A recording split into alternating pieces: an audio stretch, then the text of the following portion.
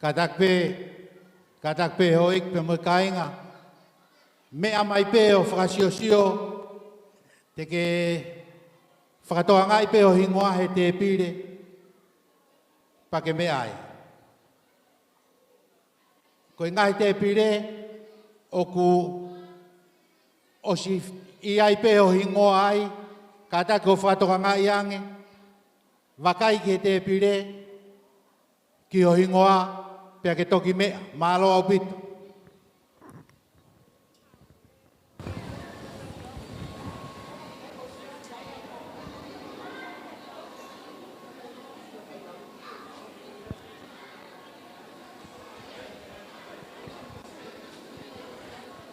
Koret pe ke ti chei katako tume pe ki fasipe lotonga e tau whanofo. Malo.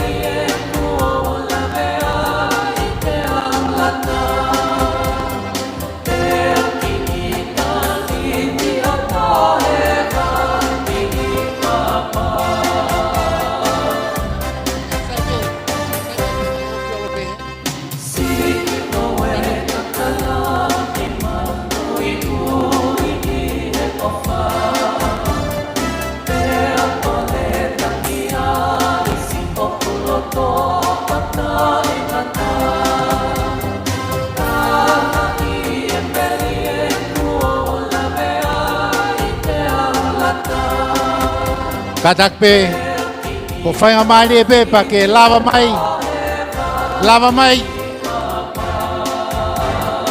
mai he kuos mau e nia, kai hoko e tau pol kalama, malo.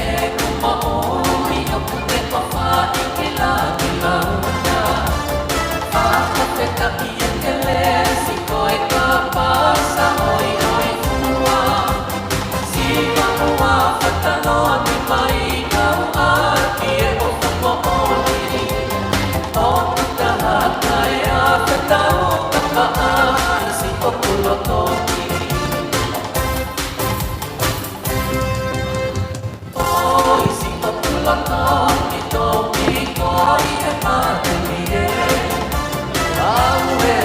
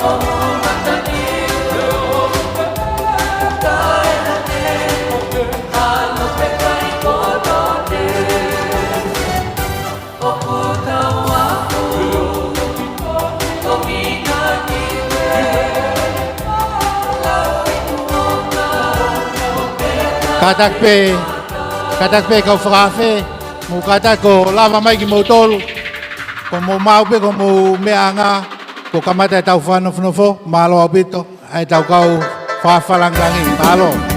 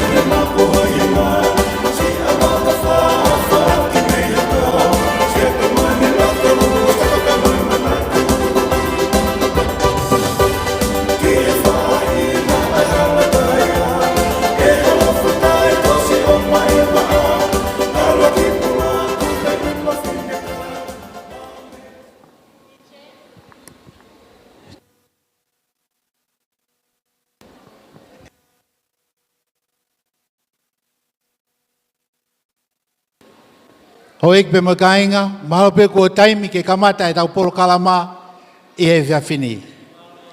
Ki mua ia, te tau to e whainga maari koe ni ke tau whanofanof.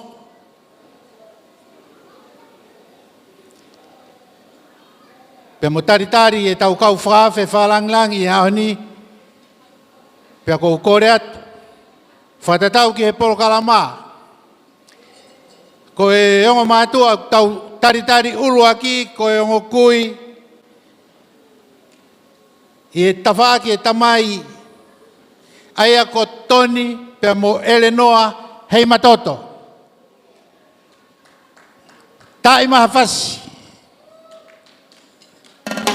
Mo me pei lalo, mo me pei lalo.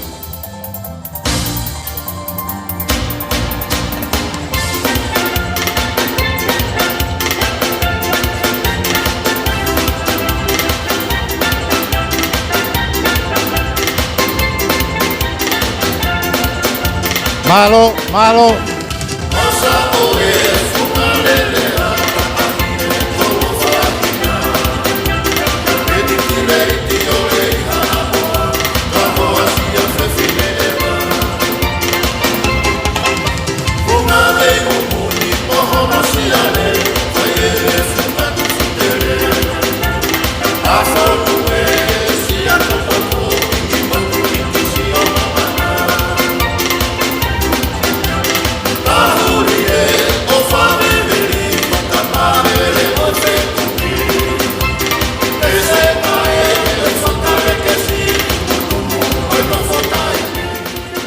Malo, kata ko paspasi maya, Tony pe mo Eleanor Heimatoto.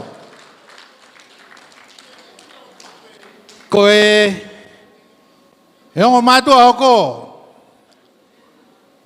Ko e ongo kuia e tawhaki e whae kite pe mo tupou tui vailala. Tai maha whasi.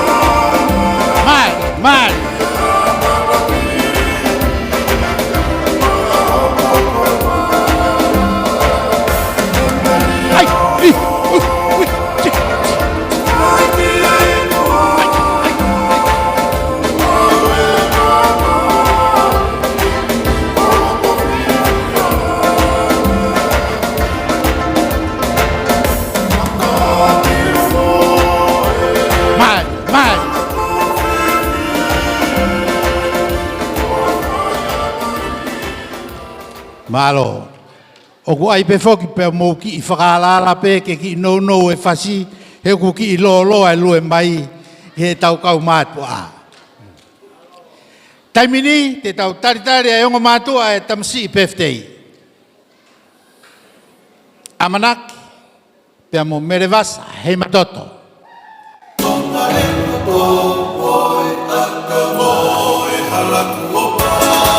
Ai, ui, ui, ui.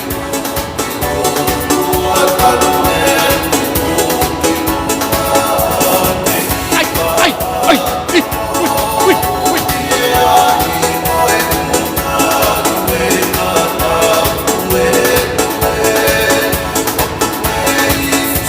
Ai, ui, ui, ai, ai. Toia foc também.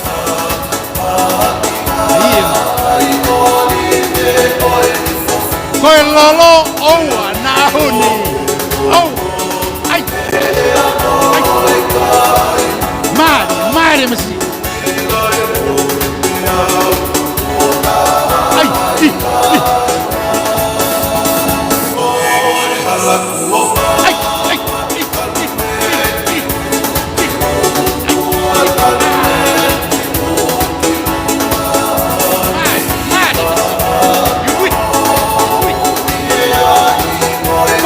Toia.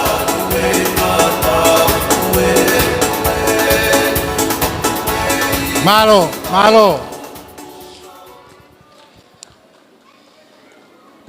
Tau kore ke tau tō whainga maari ko ni tau taritari e. Tamu e hao. Tahine whahu o e kātongan. Susan Lynn Heimatoto. Taimano faz. Mari.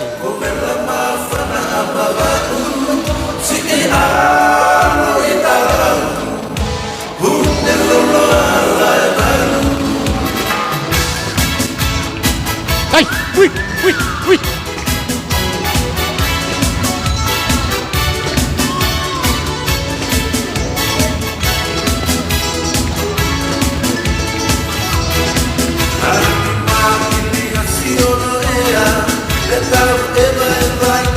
Mari, dai.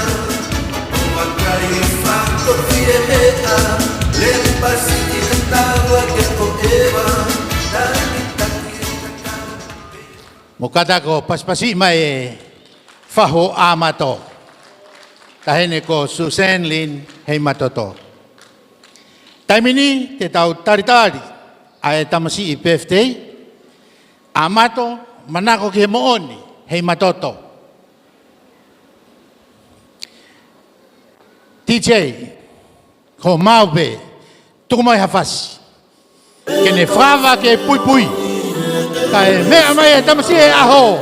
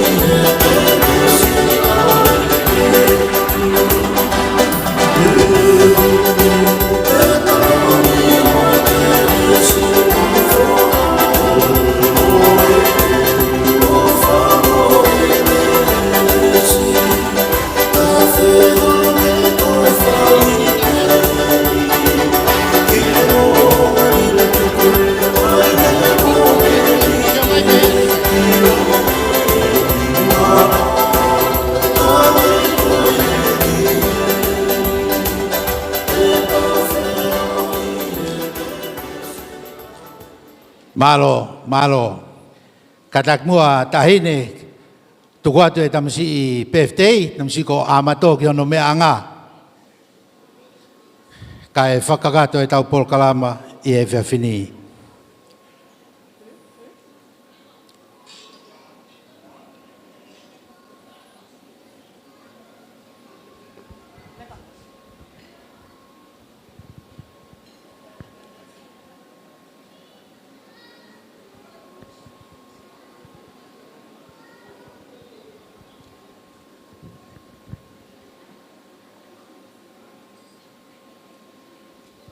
Pasi mai. Si fae Amato pe mo fae huki whakalata. Ko whakawhea te o ngā whaiwhikau o ku amanaki ke nā whahoko e o au goia e polkalama i he whiawhini ke ne mo kataka o mea mai ki o mo mea anga ko i ongo sea ia koe.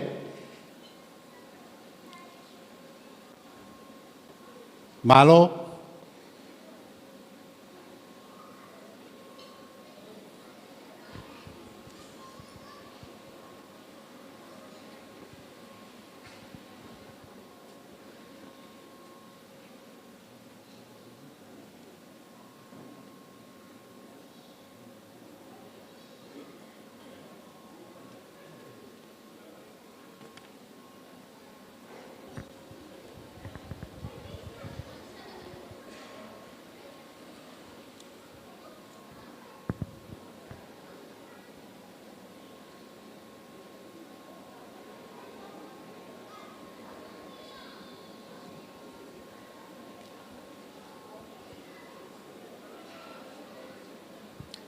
Malo, como mea peai, pea hiri e kulea, pea e mo whatoki whakakato mo whatongia. Malo apito whaifka.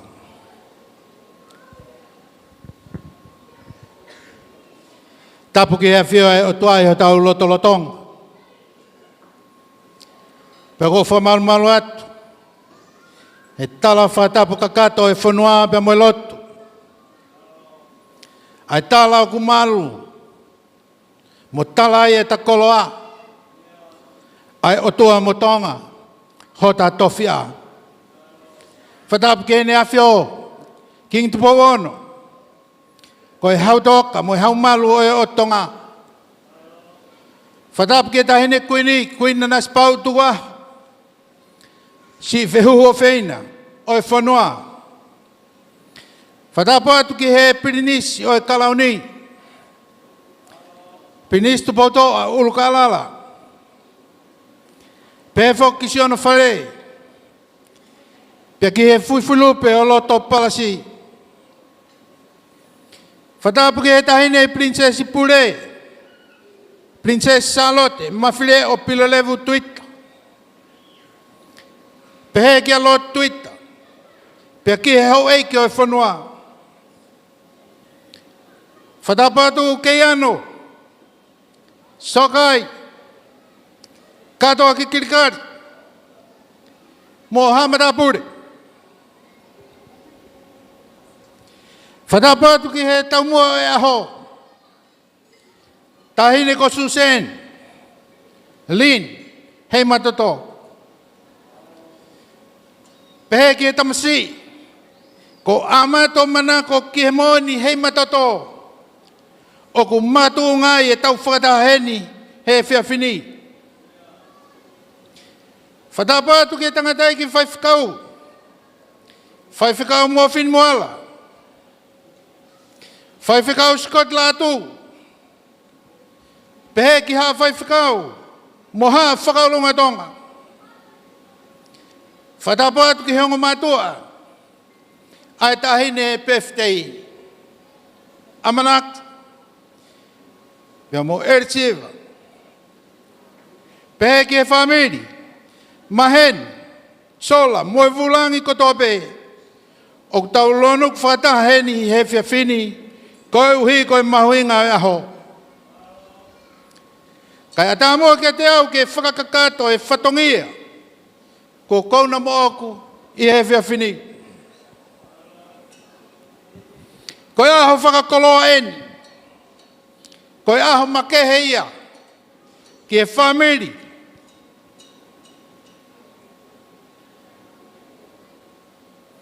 O amanagi, pia mo mere vasa. Koe aho nei whakatoka mei ulu, pia whai ki ai e tau whetuku, ka e tau te whito, ihe lotu. Pia ihe honi, ko toka one ho tau waka, pea fusi mo e fuka o ikuna. He kua tariloto a Jehova. Kua ne whakamomoa e whanonga ngā. Pea whakanonga Moe halanga o ngā himatangi taka. Ke whamahino o hange ko ene tala. Ko eni. Oku anau tolu ai nau o e pureanga. Pei hene pehe. Oku au fie whakafofonga i heni. Sionga mātua. Moe tamasi ko Amato manako ki he moni. I hono tari lelei ki mautolu. Ko mausi i mea mai he whiawhini. Pehe whakika ki mautolu. Oku mau mea mai mei he ope. Moe whakatawange. Te tau inasi whakataha i he laumare o e whiawhia. Moe merino. Moe loto haunga ia. O hange tofu pe ko e laumare o i he ki loto whare. O e ki whamiri o Amanaki. Mo mere wasa. Whatawange pe te tau ma'u. Ha polokalama lelei. Lewa e whakahoha. Whakatatau ki he tau polokalama. Hiri pe koe ni. O tuange ki he yongo whaiwhikau ke whakakakato. Ai o au mahu inga o e whiawhini. Malo au pito.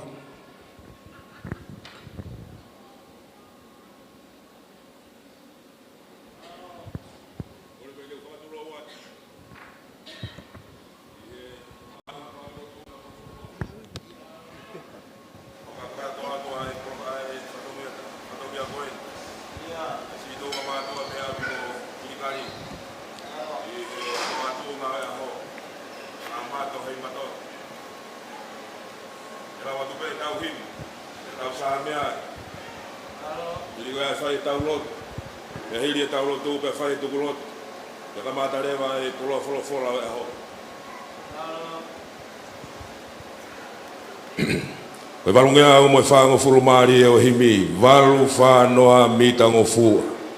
Iwa pea whaka malo he ofa asisu, ua hoko aho kakato he tau. Walungea o whango furumari e o himi, walu whanoa mitango fua. Iwa pea whaka malo he ofa asisu, ua hoko aho kakato hoku tau.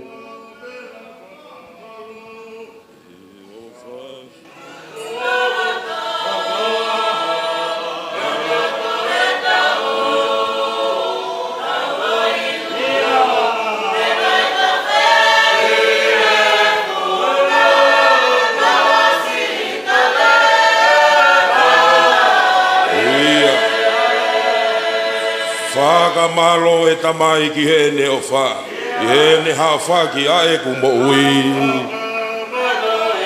Malo. Ia. Oi mon.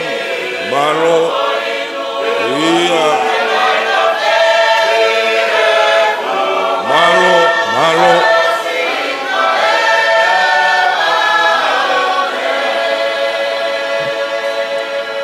Na e lahi e whiri whenga mo mati, o lama e ku mo'ui e nau tau here. Malo. Iyo. Oe. Malo. Iyo. Oe mon. Malo. Iyo. Malo e ki ho o tauhi, o au he ahoe o whakamana tu e ku hao he mate. Ia. Malo. Oi mon, malo. Ia. Ia. Malo.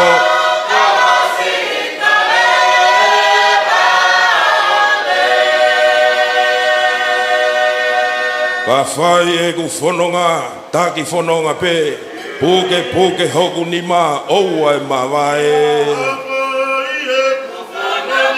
Malo.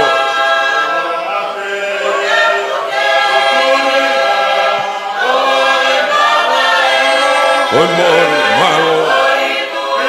Ia.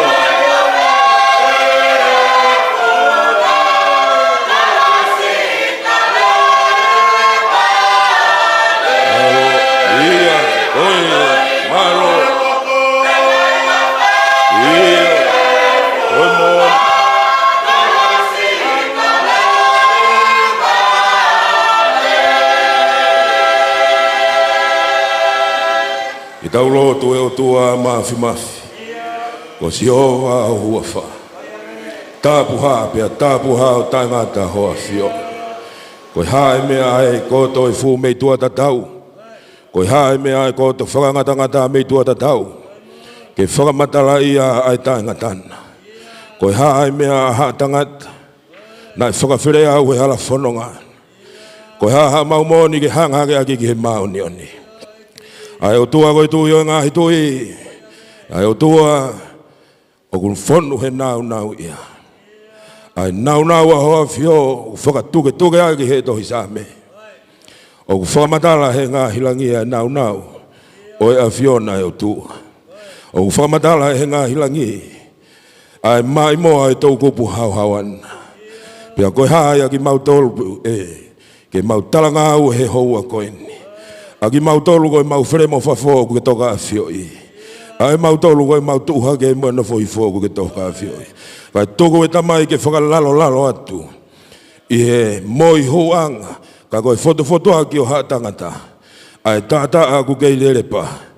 Io ai kore whaka more more. Ai mua talo ni tāpua hoa fio. Io ku laka mo whakatulo ua ialo to tatau. Ai takawhalu tau mama ona. Kai uma ai hosi te o elangi kilukiluana. Whakatulo ai efu pe mei tua tatau. Kai whakawhetai. Ai kakapa au whahoa fio. O ikai te ke hanga o tongi o tuha. Asi o mau vai vai. Ka kuke hanga o whiunu asi e mau amanaki. I he whaka e whiawhi moe alunga o e aho. Lau kolo ai e mate lau he lau momeni ti e tamai. Koe moni o ku tala whanongonongo ki Isileri. Koe whanongo i Isileri. Ko si hovae ko hotau o tua. Ko si hovae o ku tā whataha peia.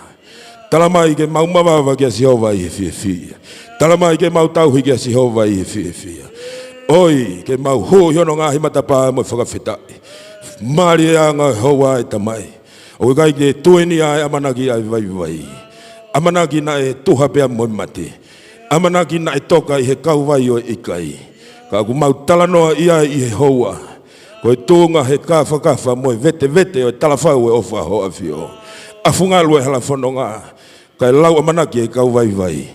Koloa e matai koloa pea si ia e whakawhetai mo e whakamalo. Moi hua ha tangata. Ko e whakawhetai mo e whakamalo. Ka neongo ka whakasisi e tamai. Taumai a e honge whakawhetai a loto tatauna. O ku tāpa fua. Pea whiongo aki loto tatauna. Ai kalanga ha taka whakalangi. I hono talaki o e nau koi a hoa fio. Koto e fu. O ku mau talanga au e hoa e tamai.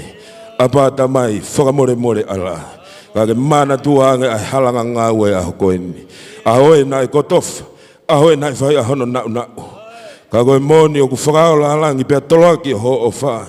Tūla i ho maulotoloto ngā e tamai. Ko hai haloto e tae wiki.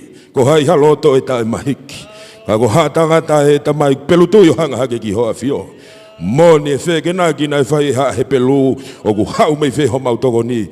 Kako ho mau o tua. Io ai o tua o ku mo ui. Whawhetai pia whakamalo. Ai ofa hoa fio. Ko longolongo i fie ai hala whanonga. Kapapuna, ai mea au kapapuna he mama o e vete ki. Kai oe ofa e fiona ko whai aki ho mau tāna ki.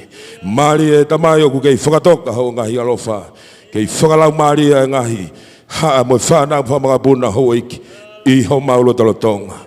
Malo ku malo e tau i whonua e whare mo e haa. More e fiona e tamai. Mana tua e ngahi tūnga whare. Ngahi mata whare na e whai honolanga mo whatu me ai. Ai makatunga e aho koeni. Ai hei matoto, alo whakisio nau ngā hiloto whare e tamai. Whaka hongo sia aku whai i he mama e uku mau iai e tamai. Ke tākaua mo e ofa, ai ofa tai pulonga hoa fio. Oua nā whakangalo e tua ai tui vai lalae. mana tuange tamai pe me fofonga fa o alo ofa a yo ngai alo ofa o ngofua mana tuange ai whakatahata hau ku mau whai ai fio ka koe fio ia hatangata moni pe ai whakatuke hiva ia e peteri ake wakai ai lolo tonga wakai ai ka hau e tamai ki hono lelei mohono whakawhie maari e ai nofo ai kainga i he whio fofani iyo tatau mo lolo ai lolo koe nai tafe maari e halaka wau e lone aloi fo ki kapa hono ngā hiko fu o ku pehe iyo o ku tatau mo hau o hea monie iyo o ku tatau o hange koe hau nai toge ngā hi mou ngā usai one mawai ai mono ia ka koe whekaua si hova koe mou i tangata alo whai tamai ki he whio o ku mau whaini koe moni o ku mau whe mata ki ka kuongo ho mau wai koe haha mau tolu o mau malamu ka he mau oni mai o whai ho mau whatongia ko koe pe o koe whai hono whakaola whai e tamai e tau whanonga he ala whanonga ku tau mau kauai ai hewa pe moelot ngai kolo wholofola u hanganaki he houa koe tauange tamai ke toka e fofonga ho a fion tau tapani i kai hato he wafa mo i huga koe fotu aki o hatangata ka laisi ko mau whakamu ui amen.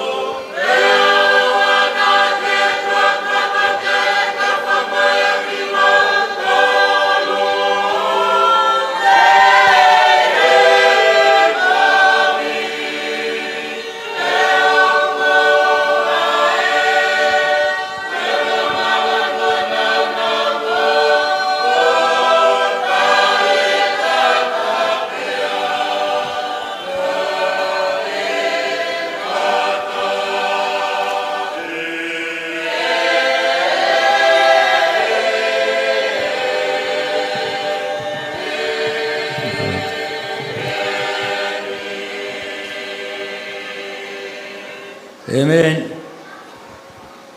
Whawhetai ke Jehova ku lau marie pe moia kotoa pe o kuia te au. Whawhetai ki hono huafa ma oni. Whawhetai ke Jehova ku lau marie pe aua na ngalo ene ngahi mea ofa kotoa pe. Aia kone whakamore ho ngahi hia kotoa pe, mo ne whakamo ui ho ngahi mahaki kotoa pe. Aia kone huhui ho mo ui me he whakaauha. Ne tata ke koe a manawa ofa moe alo ofa ongo ngofua. Aia kone whakamakona ke hongo tō, e ngahi mea rerei. Koe ia kua tō e tupulaki ai ho talavou o hange koe i kare. Whai e Jehova e mā oni moe whakamau ka tekinau tōlu kotoa pē kua whakamalo hea. Nāne whakahahono ngahi hala ki a Moses, moe ne ngahi ngāwe ki he whanau a Israeli. Oku manawa ofa, mo angarere ia Jehova, whaakataki, pe oku mohu i he alo ofa. E kai tene tuku waloki mawai pē, pēa e kai topo tā maki o tai ngata. Nai kai whai e ia ka tekinau tolu, o whakatatau mo e tau ngahi anga hala. Peto tongi, kia ki tau tolu o whakatatau mo e tau ngahi hia. Kai hange ko hono maulunga o e langi ki mamani. O behe hono lahi o ene alo o wha. Kia te ki nau tolu o kunau mana wahe kia te ia. O hange ko hono wha mamao e potu hake me e potu lulunga. O behe hono mamao o ene ave tau ngahi anga hala ia te tau tolu. Hange o kumana wa ofa e tamai ki hene whanau. Pea mana wa ofa Jehova kia te kinau tolu. O ku mana wa he kia te ia. He o kune ilo iho tauanga. O kune manatu. ko efu pe a ki tau tonu. Ko ku tau hia si hova I kai te umasiva, kone whakatokoto au I he ngai ngau e lau mā oi oi, kone tataki au ke ngai vei vai o ku tafe marie. Kone whakamau I hoku lau marie, kone tataki au he ngai hala o e mā oni oni, ko e uhi ko hono huafa. Iyo, neongo e ku ewe ewa I he te rea, o e malu o e mate, kai te umanawahe ki ha kou, he o ku ke ia te au, ko wā kau mo toko, kuna whakawhia maria I au.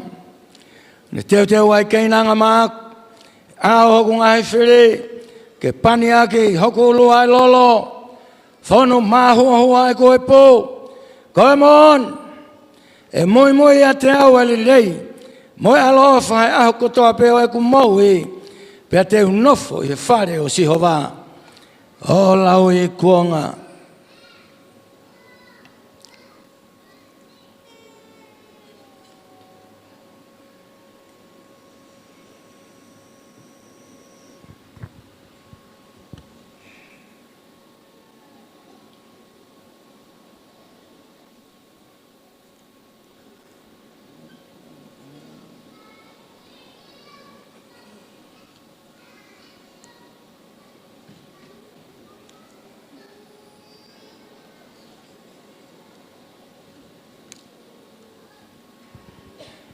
Teo hanga ke hoku mata ke ngai mounga. Aia oku hau me ai hoku tokoni. Hau hoku tokoni me a Sihova. Aia nane ngau hia langi imba mua mamani. E kai toku eia ke hiki hova e. Koi agune tauhi koe. E kai ture mohe ia. Wakai koi agune tauhi a Isleri. E kai tene ture mohe pe mohe. Ko Sihova ko tauhi, ko Sihova ko whakamalu ia, I he nima tō matau. E kai tai ko he la I he aho, pe he mahina I he pō. Whakahauwhi ko e Sihova, me he kovi ko toa pe, tene whakamoi ho lau maari e. E tauhi e Sihova ho alu ki tua, mō riu mai me he ahoni, o tai ngata, whaweta.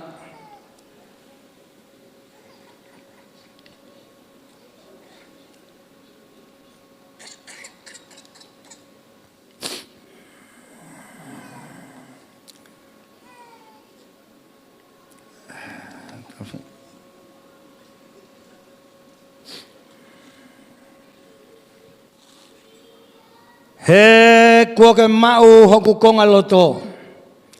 Nā ke ufi au I he manawa o e ku whae. Te whakamalo kia te koe. He oku whakamanawa he. Mo whakaofo hoku ngauhi. Whakaofo ho ngahi ngau e. Pea ku ilo pau ki ai I hoku lau maari e. Nai kai fufua hoku sinomi a te koe. I ngauhi au I he rilo. Mo teu le rei au I he ngahi potu mau lalo e whanua. Nai a whio ho whafonga ki hoku sino o ku te eki ai whakaosi. Pea nai tohi I ho tohi hoku ngahi kupu I sino whoki. Aia nai whakatupu whakaholo I he eki ai hakupu e taha. E o toa hono I kai mahu inga ho ngahi whakaukau ki a te au. Whe nai hono lahi o ia. Ka pau teu lau ia ku lahi hake ia I one. O kauka a hake o kou kei ia te koepe. E o toa koe mooni te ke taumate ia anga hala. Koia mou alu ia te au. Ake mou tolu e kau tangata pani toto. He o kunau rea kovi I he anga tō kia te koe. Weko ngai whiri. O kunau takua noa. Hohu a wha. E Sihova I kai. O kou whehia kia te kinau tolu. Kunau whehia kia te koe. Pea I kai o kou mamahi. Kia te kinau tolu. O kunau tūhanke o anga tū kia te koe. O kou whehia kia te kinau tolu aki ai whehia au pito. O kou lau aki nau tolu ko hoku ngahui whiri. E o toa a whio I au. Pea ke ilo I hoku loto. Ahi ahi I au. Mo ke ilo I e ku ngahi mahalo. Pea ke wakai. Pea ku iai ha hala kovi a te au. Pea ke tataki au I he hala ta ingata.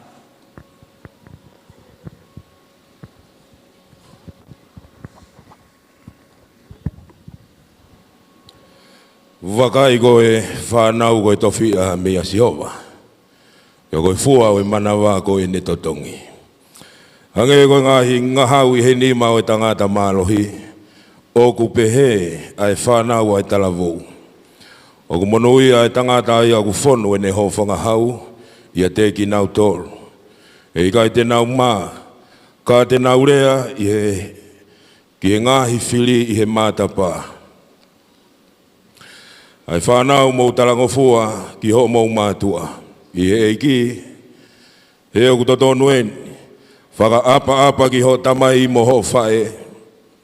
Ko e uluaki wheka uia oku iai ai talauwha. Ko e hui ke lerei kia te koe. Ko e hui ke moui fuolo ai I he whanua.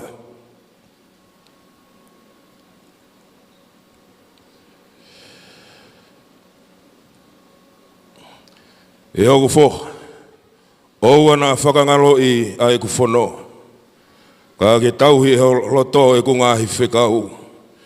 E koe uhi e whakalahi aki kia te koe. Ai ngahi aho loa.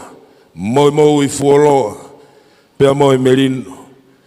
Ke oua na mahui ia te koe ai manawa o wha moi moni. Nono oia ki o kia. Tohia ki e kakano o holoto.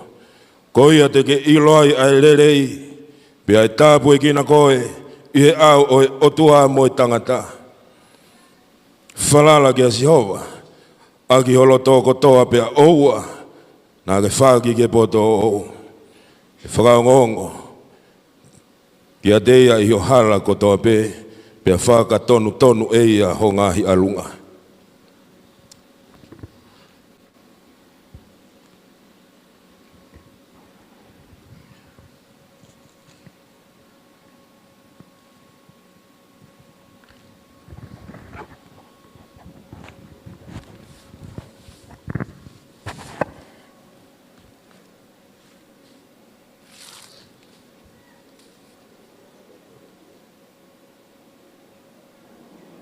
Nai whola Sihova kia mō se o pehe. E ke rea kia e loni. Mono ngahi whoha. O ke pehe. E pehe o mō tāpua ke whanau ai sileri. Kia te mō pehe kia te ki nau tolu. E whakamonui a koe Sihova. O tauhi koe. Ke tōku e Sihova ke ulo hono fofonga kia te koe. O ne alo ofa kia te koe. Ke hiki hake e Sihova. Ono fofonga kia te koe, o tōku ai whie maari e kia te koe. Ka te nau tōku hoku hingoa, e whanau ai sileri, ka nau whamonoi a mi nau tōku. Adonai Sihova, Afiona, Afiona tōku taha pe ko I kuna anga hatamata. Waro. Makatoonga he keresi whai whio, tau Afio. Waro. Lolo ha whenangalo, toka mai ho hoi fua. Tari ki mautolo ka mo taptapa, loto, hoi haua. Tamai koe merino, tamai koe no maka mo whiremarie. Tamai koe uni lelei hono katoa peo ku mawinas whakahawai. Tamai koe hamau hiki ko se sūkalaisi. Maule maulau tamai, mahino ka tepi mautolo, maulau tupuang. Whakamaina ko tupuanga koe merino. Aina hive i ka wange o. Tupuanga koe. Oe ei hono kotoa pe. Ai o kumawina se. Whakarawa e. Tupuanga koe hamau hiki ko se sūkalaisi. Aina ne tara ka te matoro. Wau ke koe hala. Wau ke koe mohne. Wau ke koe mohe. Wau ke koe toi to'o. Hea moe mohe. Wau ke koe tauhilele. Tauhilele. Fuck. Ke mo oyai hana kai te he. Isa. Ke mo oyai a mamani kotoa. E nai pehe ofa e kua ke mamani. Fuck ya no alo pere peta ha. Kau hi koia. Noi ki kai. Hoa na auha. Kai mau ai mo e utanga ta. Lau kolo ai a ki mau tolu. Alo e ki. A ki mau tolu nai pau ki he mate. Ia. Maro maari e koe whakatau koe tofikuru ai ofa e taha i ofa kai ki malau. Ofa lahi e. Nā tangata ke whakamatala ia. Ofa lahi e. Ofa hoa fio. Ia. Resi whakatu ia o fio ko whai a ki hau mau kumuni. Ai. Resi a hoa fio ko whai a ki hau mau tolu. Ia. Oi a ko whai whai ai mau pare tu ai ala whono. Ki whianga ia o e vai te tala i he hoa koe. Hākua te mau kuare la ku ke awhia ho mau koe. O kua hau whukai te puri peo ngā. Ai mea katoa me ki hoa. Ai mana ngā o e hoa koe. Mana ngā o e univesi. O kua ai awhiona hono mo te kotoa te. Uni ai mohu ia hata mata o whoki a ki hoa whio. Whakamari ana e tamai he mau kau i hoa. Alo o whai alo o whau. Mua mana tua ngai tau ka pai pai pai. I mātou mo e koe tā mai o e ki o whakao mo i o wholo. Amana ki a hono talanoa i o kolo wholo e a ho. Mana tua e tamai ai makatū mau e a ho koe. Malama he vai o mamau ia isi o mau mawhai. Ai tokoni mo whakai i alangin. Awo i o whai e se mau whakahe mata. Malo i tamai a ho tokoni. Mana tua e tamai koe tā mai o e ki e aho awhio. Ai pulupula ko ki tuku ho mau lotoloto ngā i tamai. Hākua te mau huhu i aki. Hākua te mau whai aki hono tau hui. Hākua te mau whai aki hono fui fui. O whaka tā mea ho awhio. Talanga o e asio siwa nai whai ki steli. O wana muhanga whakangalungalo i asi hoa. Amo teki ia he tau homo matapā. Talanoa i homo tohoto hifo. Talanoa i ai homo tūhake. I o ka mūga e wahe hala. Mana tua e o whaasi hoa. I o ka mūga hanga wesi. Talanoa aki e tamai a tawia e kula mani. Tua e kumau hanga atu ki hoa fio. Ola wholofola e kutuku i he hoa. Tamai. Kai, e malawa ku kāwea pia sio mauroto. E maurea aki ai ofa hoa fio. Aho tau i kua whai ko tahai ta ue. Oe moui a Amato Heimatoto. Oe moni o ka egea hono tō tangata. Ona o awhea tō lahi o tatari me tatari ana. Tauhira e mau tamai o wha. Kesi ai vai. Maro hame kua tonu ha mauraka. Ngai ko iai hapot. Hame ko iai hai. More ke mama. Mari e tamai koe o whahoa fio. Aho hui ai ngā he mamahi o e hala whanonga. Whamoni e alunga ngā i aho. Ai talanoa o e whare ngā mamahi. Aho no awe o e ngā hi mamahi. Aho e o whaiteu ngā ki o e akau i kāre ware e tamai. Hau whaki mō i kua ke whai ki ho tā mai o i ki. Whiwhi ai o ngā whamiri. Mana tua e tamai ai tauhi ai tamai. O wana whakangalo e tauhi ai whae. Isi Amato Amato Heimatoto. Ai whakaongo e ngā wholofolo. Ia moni pe ai tala e whakamonu ia. Amato o whake whakamonu ia koe. E siho. O whake tuku e siho wahano whawhonga ke ulo ia te koe Amato. Amato o whake ofa e siho wa ia te koe. O whake tuku e ngā hialo whapete ngā tuku e whimari e kia te koe. Alo ofa e tamai o mana tuange si ono ngā ia ho. Te waki ange tamai ke hoko koa peni ao ngā iho ngā ue. Te waki ange ke hoko koa toko tu malo hi e nofo ai whonua. Alo ofa e o ngā hialo ofa o ngofua e tamai. O ho tamai o iki e o kumau luwa atu ki ho a fio. E koe whakafofonga bea ki mau tolu hi ao hao a fio mai. Te kaki a si o mau vai. Ka whakamomo atu ho tamai o iki. Whaia ano tauhi. Te waki haka hau maari e mei ho a fio. Tuku ke hunga ki ai a tau tangata o e ka hau nai tamai. Tau tapani i kai hato e wafa. Moi hu mo e fotu aki o ha tangata. Ka haisi ko mau wha mo ui. Amen. I paka kere se au tau e iki. O whalahi au tua ko e tamai. Pio hi mo e lau maari e mao ni o ni. O whake nofo ia amat. O wana whangalo e si o matua. Moi family ni ono koto a peo wana hili. Kai whai ai peo tangata. Amen. Amen.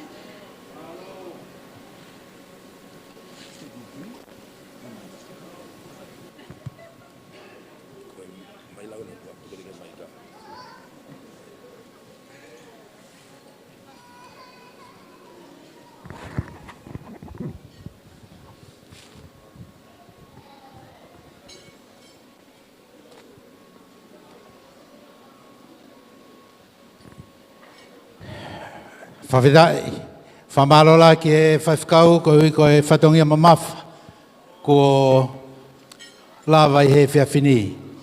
Ko e taimini, mō kātakpe te tau ki i whanowhanowha e tau tepire mua, e kau whawhalanglangi, pia heri ko ia o me iai.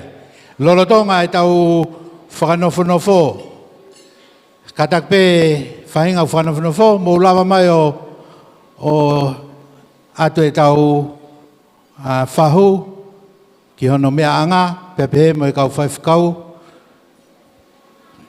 kai hoko atu e tau polokalama. Hoe ki pa mo kainga mo lave pe o kuia e te pire e tau whanau me mui me e. Sai pe.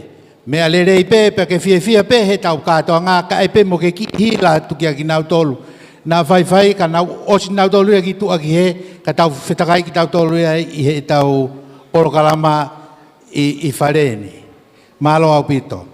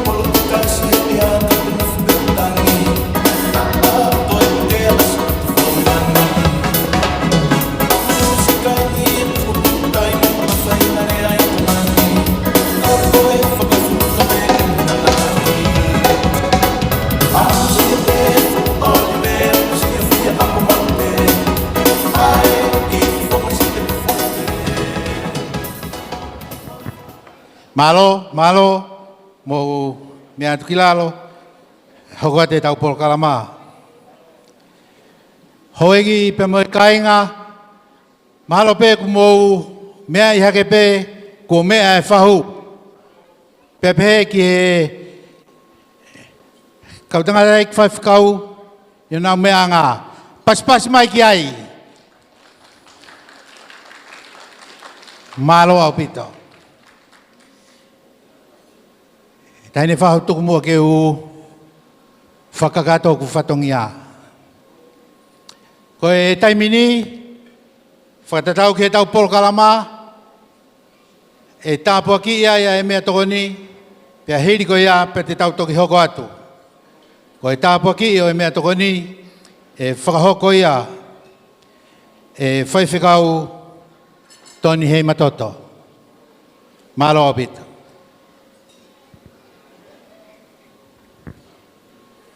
Whawheta iki he iki, ka tak whamore more, ke whae tau lotu. Ako mamata at peki he ngahi te pire he naku o mou mao mou mea toko ni, katak whamore more, tau apasia pe ki he eiki, kai ko hapot ke he en, koe matapaa ni o langi, ke tau lotu. Monu e, ka koha monu, e mau mauha e ki oku ofa. Oku ne tari e mau lotu, pe une kau he mea kotoa pe. Whawhetai e ki, ke kau he ahoni, he ki aho o Amato, manako he mooni he matoto. Koe fia anga ia e ongo whamiri, koe kau mai ai a Fiona.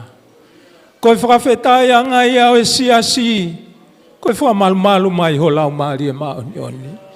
Pe au mau iheni e iki mo loto apasia. O mau iheni pa mo e fia. E mau ilo, kai ke mau lava e mau tolu ia hamea. Kai talunga ofa, pe mo tau hi, o hange ko ia mau whanongo ki ai e lotu, mo aki o wheo i o mau whai. Pe au mau whamalo mo whawhetai ai ki e a Fiona. Whawhetai atu e o tua mafi. Hei kuna mo lama rerei, o tāpu aki e si aho o Amato, mana kohe mo oni, hei matoto, mau whamalo, o kau se vaniti, ongo se vaniti, pia mo e hu whaki o kwhai. Ke ai ha monu, mo ha tāpu aki, whanonga o kwhai, si Amato, mana kohe mo oni, hei matoto, pia mau whamalo ke a Fiona. Koe ne ko ngā ua, o e wheo i o mau whai, koe maua e mea tokoni, hoko atu ki e whakame ite, e ki o mau loto tuku kakato ki he a Fiona. Tāpua ki mai ai o whaku o teu, e o tua mafi he aho ko eni, koe whakailonga o e aho si Amato, manako he moni he matoto. Tāpua ki mai ai o wha, tāpua ki mai mo ki mau tolu e o tua mafi, amana ke mau tō ai o whani, mau kore, e ke, tuku mai haivi mo ha malo ki o mau sino materieni. Hoko atu e mau whakawhetai, mo e mau talango fua, mo mau whakalangilangi i ho hua wha, he tapa kotoa o e mau mo ui. Ko e mau lotuia mo e hu mo e whakawhetai, ma tūnga ho aloko kalaisi, ka koko e ho mau whakamo ui. Amen. Malo. Taimini, ko kore atu ki he singai whae, mo teu ki he programa hoko, ai keke, ka ko kore ki he TJ. Tukui mai a whaiwhasi, tau taritari aki ki he programa ko ia, malo.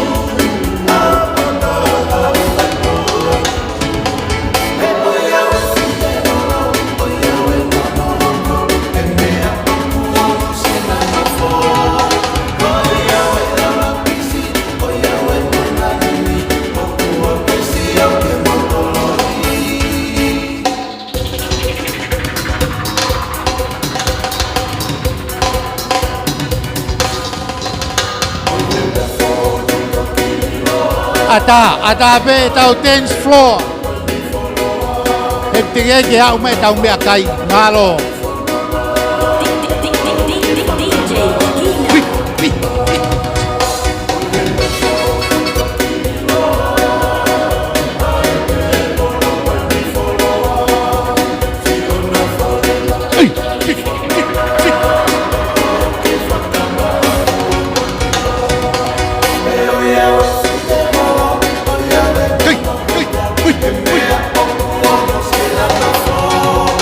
Oh, yeah.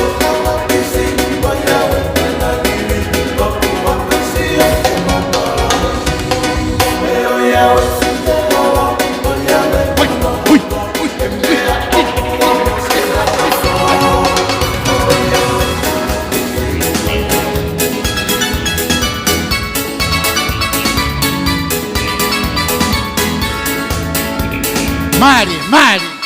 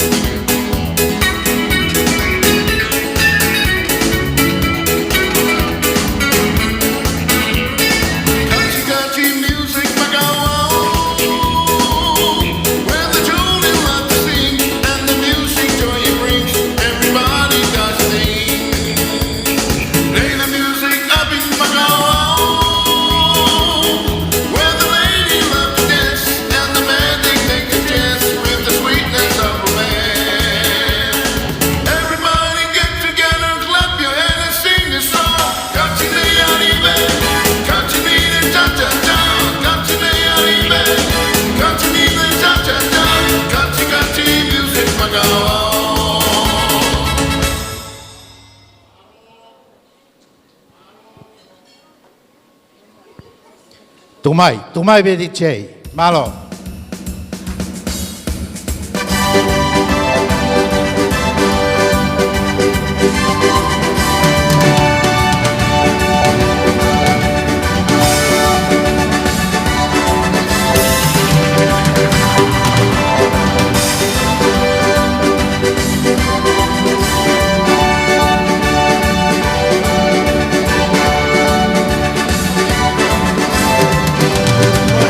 Salvo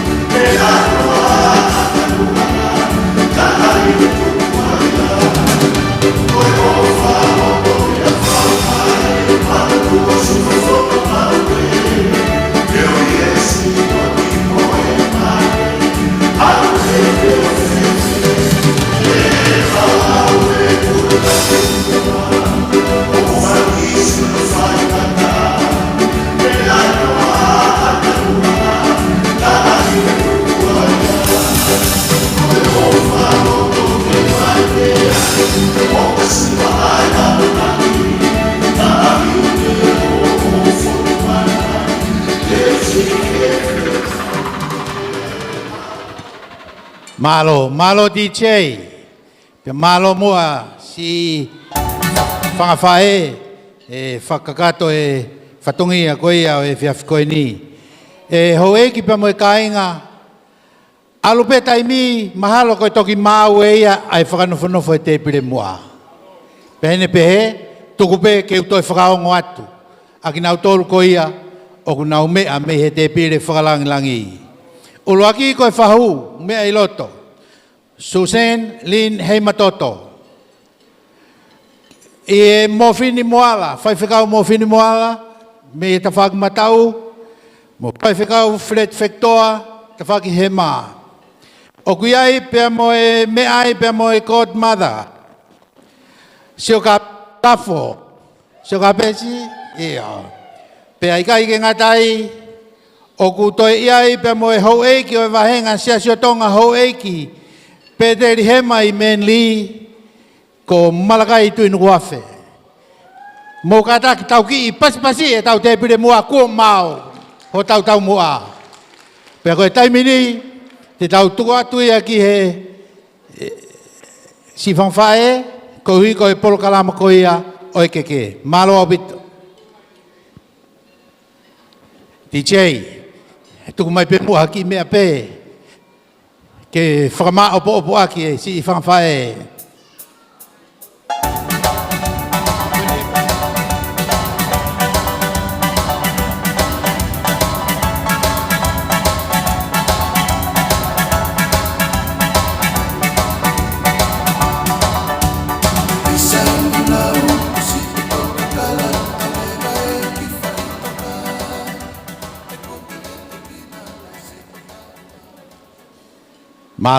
Malo. Mo kataki i lopeho mea tohoni mo ke wakai mai peki, mea mai peki muani ki he polokalama mahu inga koea hono puhi e keke o Amato. Malo apita.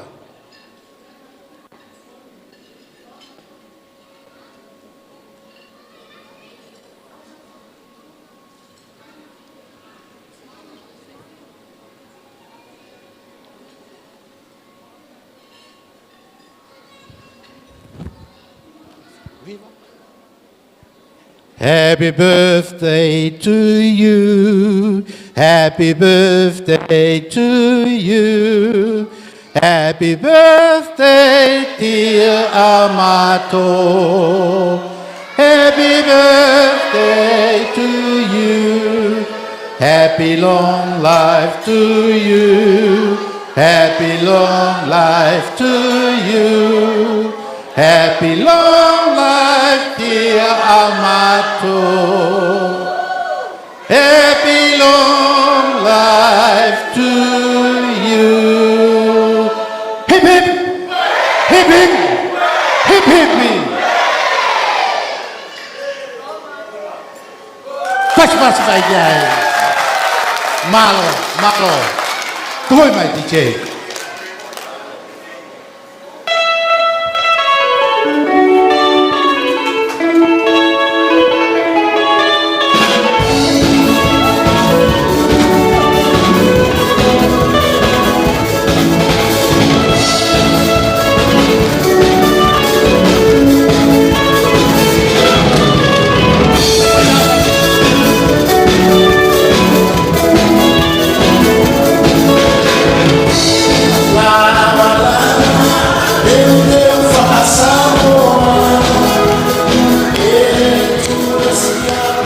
Katak pe koe taimini, tātau pe tau whasi, kai whahoko mua e ngahi ata ko ia, pia moe tamasi birthday i he taimini.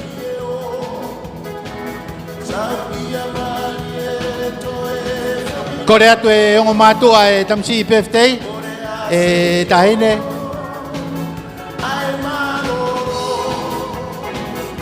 Katako ayang e ngahi ata he taimini whamalo, whamurimore.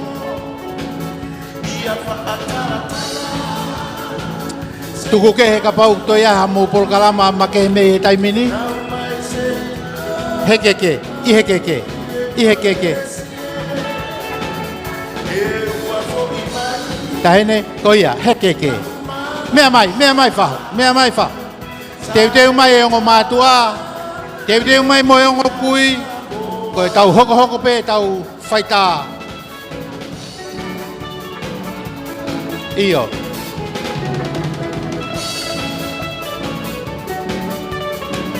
Kadak pe faita koe na ko mau mai. Tahene.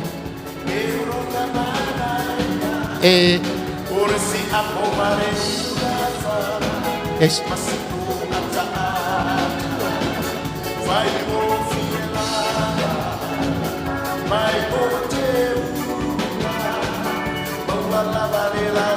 Malo. Hoko atoi pe family o Tony Heimatoto. Malo si lava mai mei tonga. Malo au pito. Hoko ai, komai. Ongo matu a mere vasa, famore, teu mai ongo fai fikau.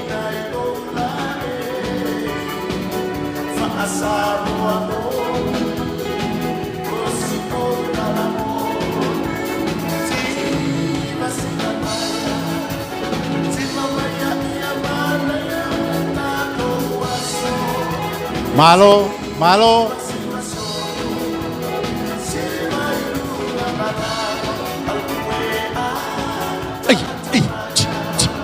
Whakaawhofat, maala.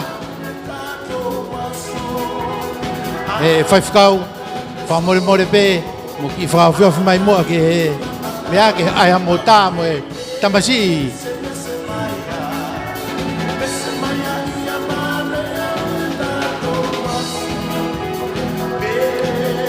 Malo.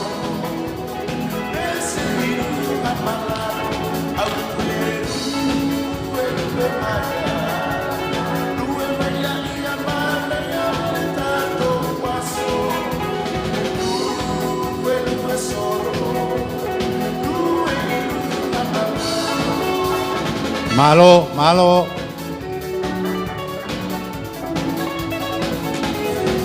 Katak pe faita, whakailonga e atu pe kua mau.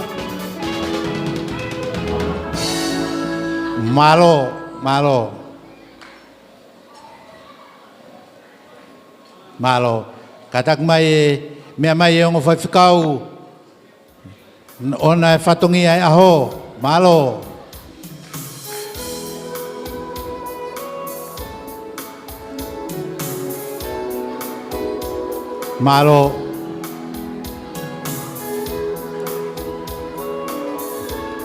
Malo au pito. Malo DJ. To at katak be ongo whaiwhikau mo mea pehena. E Scotty, whamore moa pia mo e whaiwhikau Tony Heimatoto. Mo lavatu kau whaiwhikau pe, kau taulaiki pe. Mohu tāpaki nai. Pefteo e ahoni. Po la kawhia. Ai he kau whaiwhikau.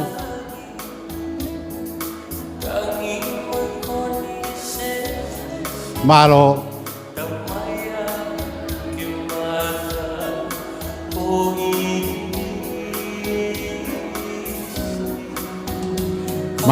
Malo au pito.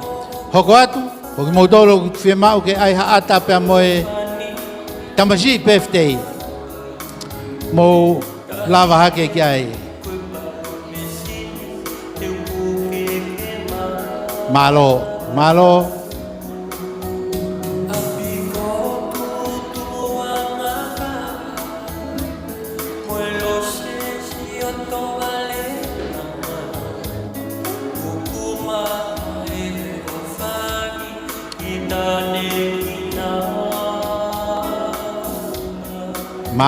Malo au pito. Malo. Tuku mua ke uki whai ato haku ki iyo. Mo lava mai kau whai tā. Koko e peu ke whimau ke ai hau ata. Ka taki. Lava mai. Ko e whainga maari heni.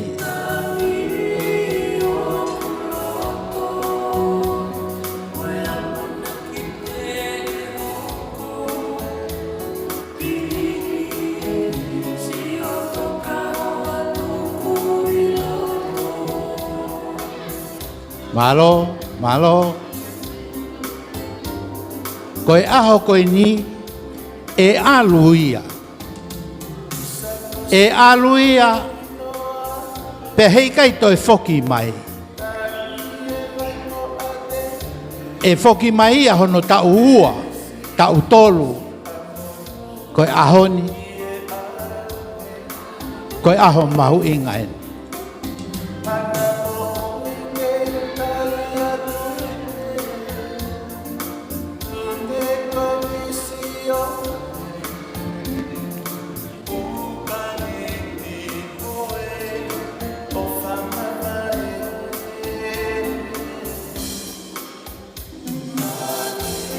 Malo, malo DJ.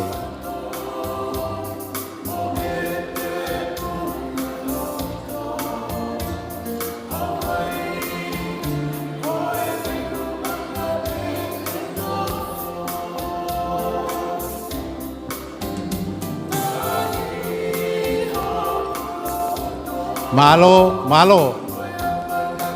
Kofe. Ama pelu moelau.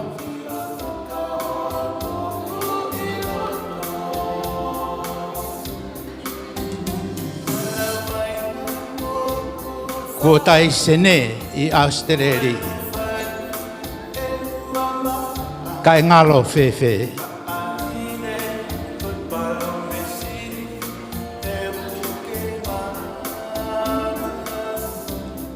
Lolo halai walu moi hiku tamole o ua.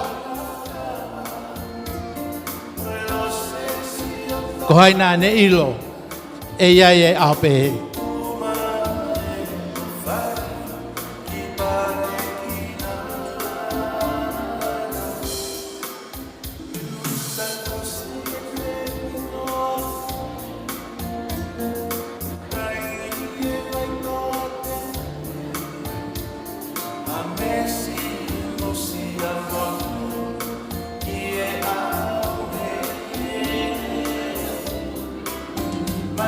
Malo, malo. Toi ai hata hauku.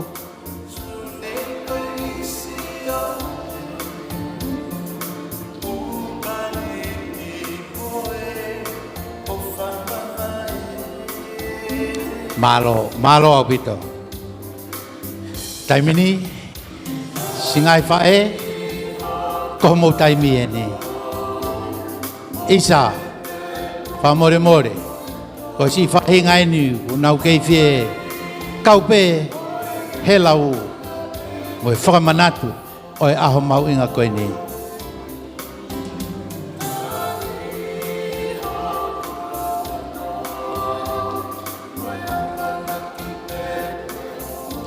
Malo.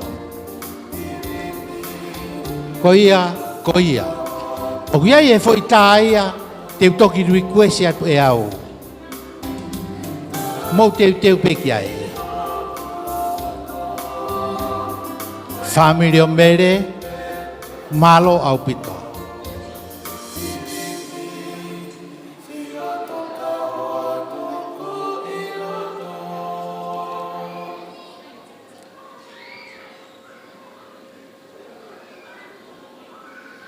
Malo. Tu ia whaenga?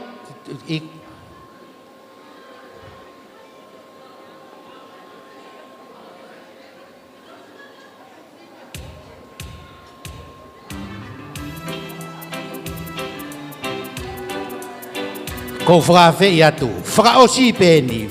Io, ko osi pe uta koe nā. Kai teu mai ki ai. Ai whangawhae a amanaki. Whangawhae tangata. Whangawhae a amanaki. Mei he api ko mapelu mo lau. Ko whakawhi atu. Ai, ho tau tahe. Malo.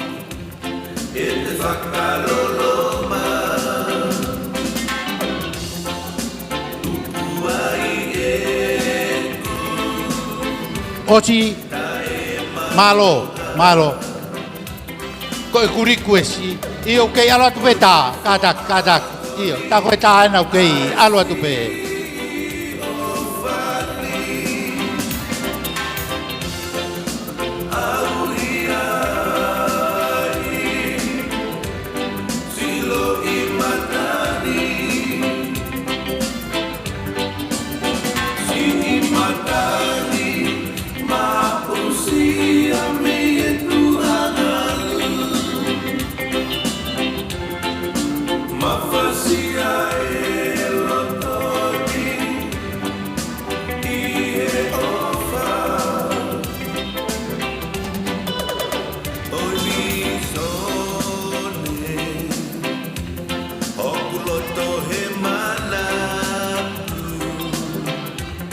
Marie, malo, malo.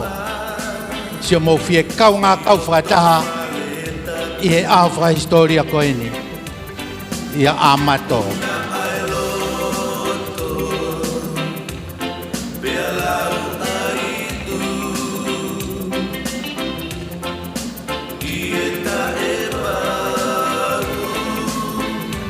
Malo. Ai, whakakakato mai. Nila wape. Oua te mohoha ki he taimi. Whakalata atu e taimi ia. Ko e momeni tieni o ku mahu inga taha. Ko e momeni tieni o ku tolonga. Ai ngahi koloa koe ni. E nofo ia mo family. Pea mo e family o Amato. O ne whakalau loto ai he aho mo e pō. Ki he aho mahu inga koe ni. Mo lava mai.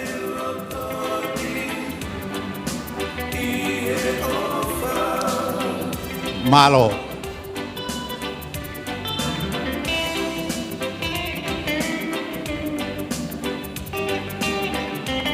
Malo, whawhi atu. Tamaiki mei mapelu mo e lau. Whamore more, eiki pē. Hange o ku whakalata e tau mou whakatata mai i e tā.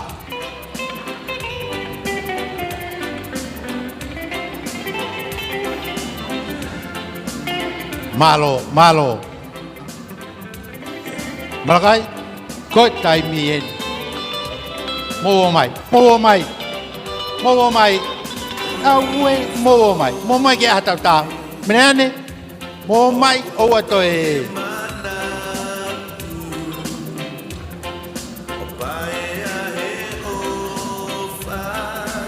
Mowo mai. Koi.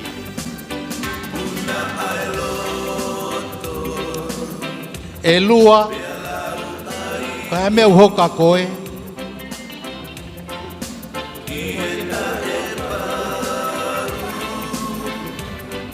Malo. Ka mosi atu he taimini na vai ka ia umai.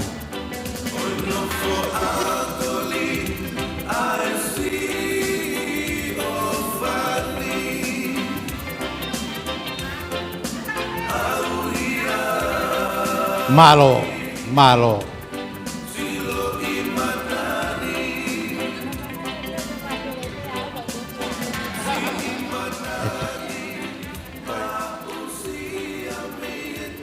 Tony Heimatoto, whewhikau, kataki, mea mai. E mereane, koe ni wheitu pe iai e whewhikau te ke iai mo koe. Lua, o ku ange ia koe, lava mai. E hoeki pe mo e kainga, ane nai, na mau atu e ata. Koe ata ia o ki mautolu me he mapelu mo e lau. Ko ki nau tolu ia ku si, koe motu a whai whatongi aini kia ki nau tolu. Koe ni, koe whae atoni o ku lahi a he e ku whine eiki. Koe ia uhinga o ku mau tātu ai, koe ni. Malo au pito, tahine ko mau pe, tamosi mai.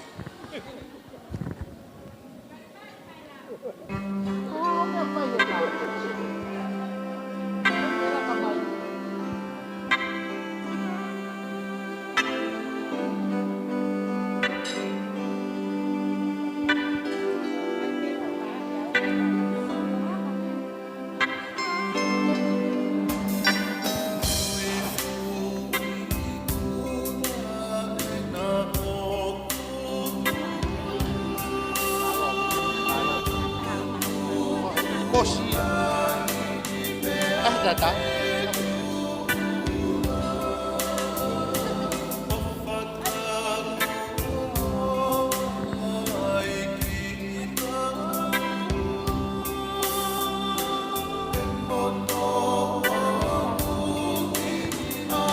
Malo au pito. Malo DJ.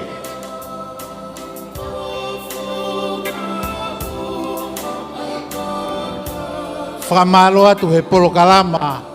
whaka-ofa-ofa.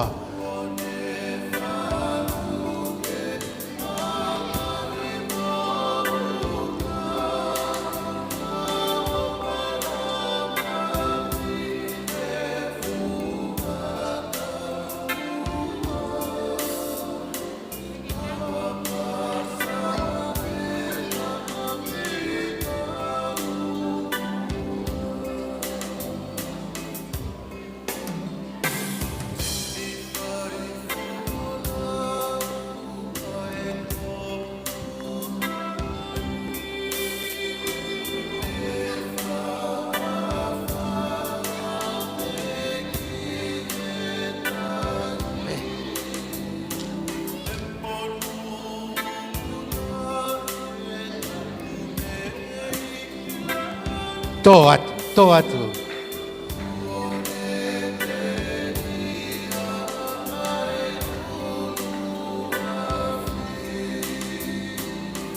Mari, whakafofa.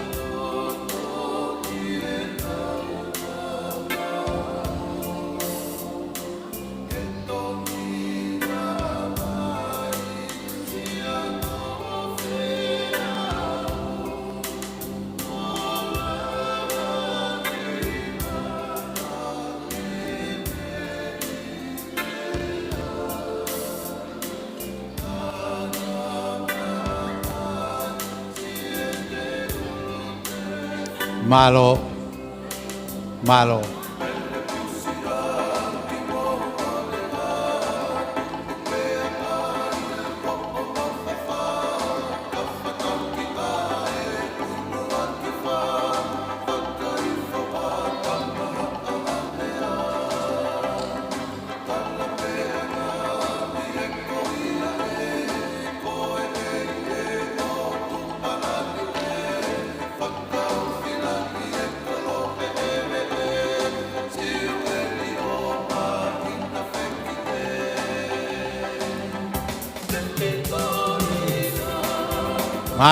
Mari.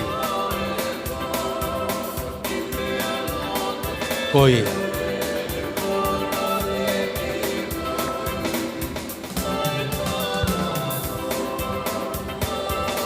Malo, whaiwhakau. Whakawhawha, kei taimi pe. Mea whakia, tako toko lahi nei tonu ke tānaki, koe kamata ho tānaki a koe ane nei. Malo. Malo.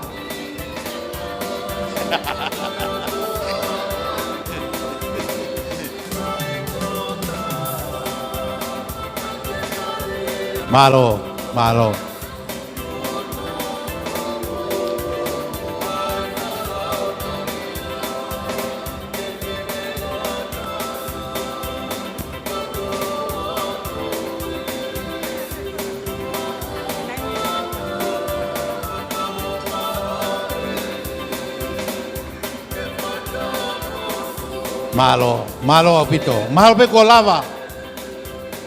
Ma pe ko lava e tau whatongia I he tā. E taine whaho tu mua ke u hoko atu ke tau porokalama I he whiawhini. Ko e taimini, te tau tukuangeia ki he singai whae, ko hui ke whakakato e porokalama ko ia o e keke. Malo apito. Ta e mai DJ.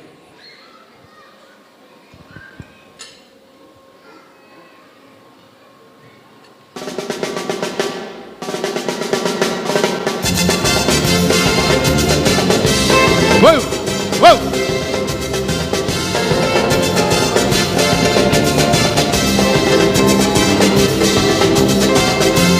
Ai!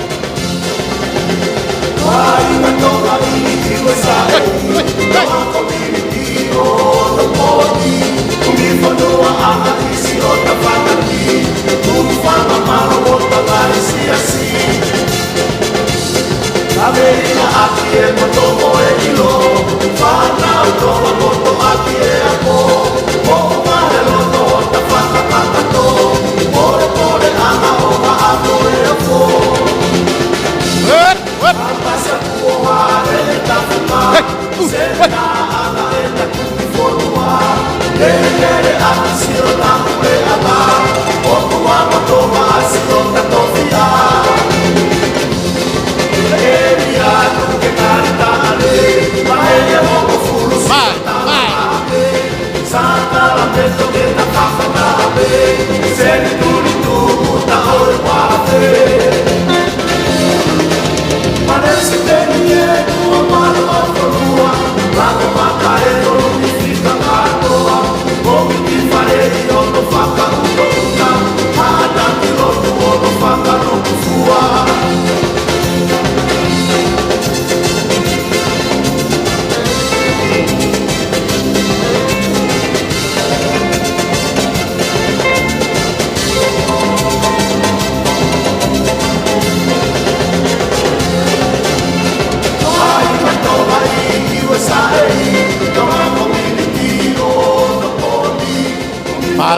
Malo.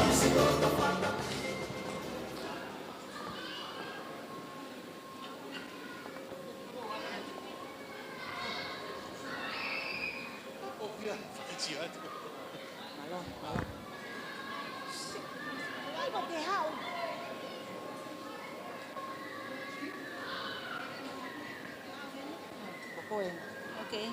Boleh ke hak tawaran? Aku shy dia.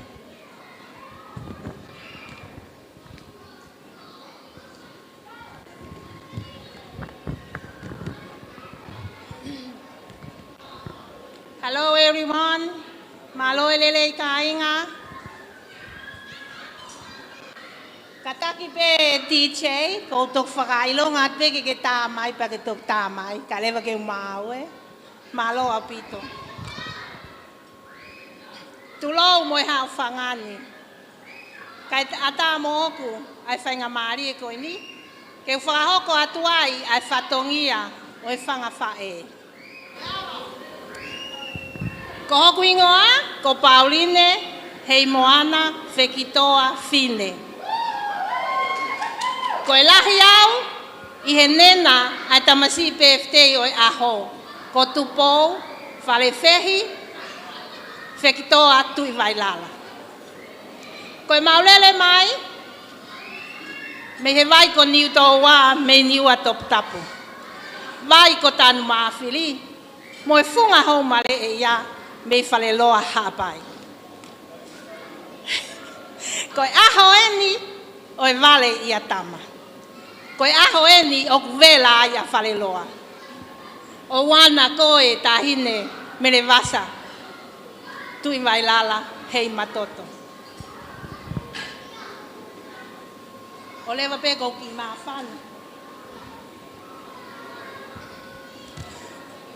Honored guests, ladies and gentlemen, in our traditional Tongan birthday, this is one of the most important programs, which is the ceremony of the cake. I have been given the privilege and I have an honor for myself to present the cake ceremony. So, I ask you please, relax, enjoy the food, and enjoy our cake ceremony. Ko tumuaki o keke a Amato Manako ki he Monor On Elizabeth.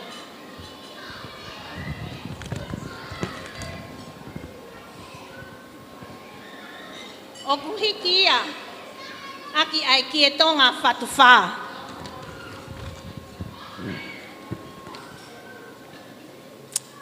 Whala fute e tolu noa, awhi aki ai launima. Ia I mohono kato teu. Mo ngai whakananiwi whakapapālangi. Pe au ku iai mohono sila, koe paanga e ni maafe. Pe au ku iai mo ki tangutuanga o Amato Manako ki he Monor On Elizabeth. Koe whala uongo kumi, awhi aki ai fuatanga toka hongo fulu. Pe ako hono wai mohono ki tuanga koe sila paangai tahafe. Koe umea ka atoa koni o foakia ma e fahu o Amato koe tahine ko Susana Lini Heimatoto. Nane silawa mai me tonga e iki ke tau kaunga fia I he aho I he whakawhiawhia i o aho o Amato. Our first cake is presented to the whahu, Amato's whahu, Susana Lini Heimatoto. Tā i mai whasi kātake.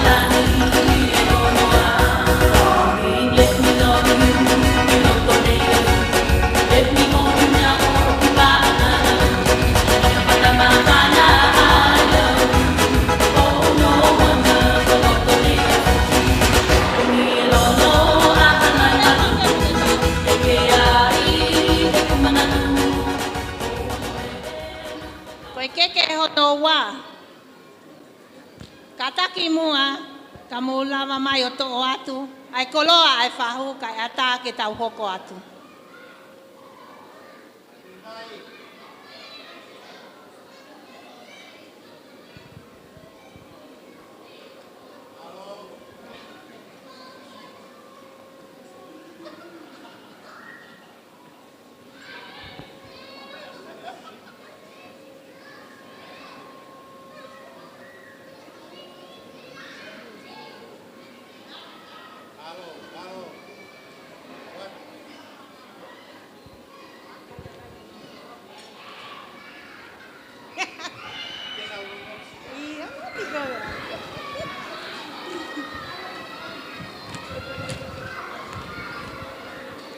Koe keke hono wā.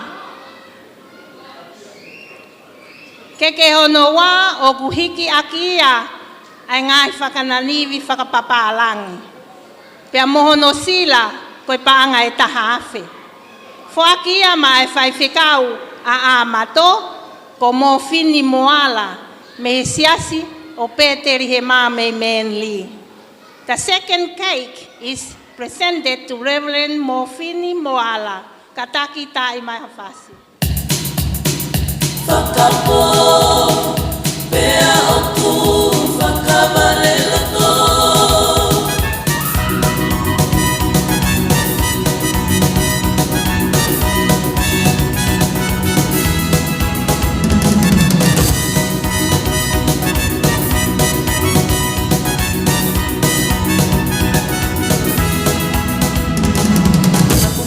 Kapay tao ka atasi at tumafua.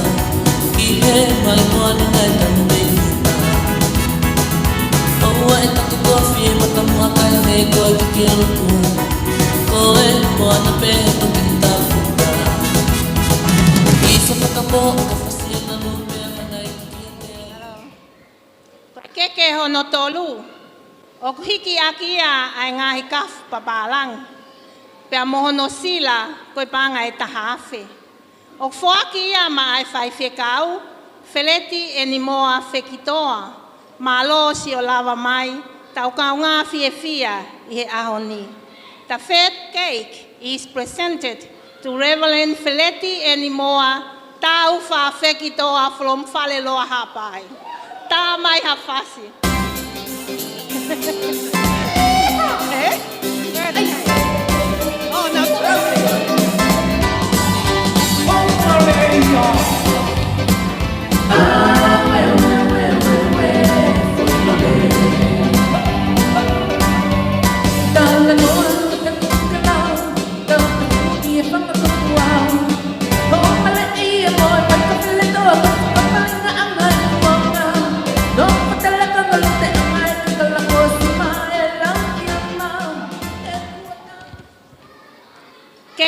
wha. O kuhiki aki ia ai ki e tonga, pia mohono koloa, koe whala tahanima, auwhi aki ai fuatanga, mohono u kaf papalangi. Fuaki ia ma ai hou eiki, o siasi o Amato, siasi ko Peteri he mā mei menli. Ko Malakai tu inukuafe. The fourth cake is presented to Malakai tu inukuafe. Tā maha whasi.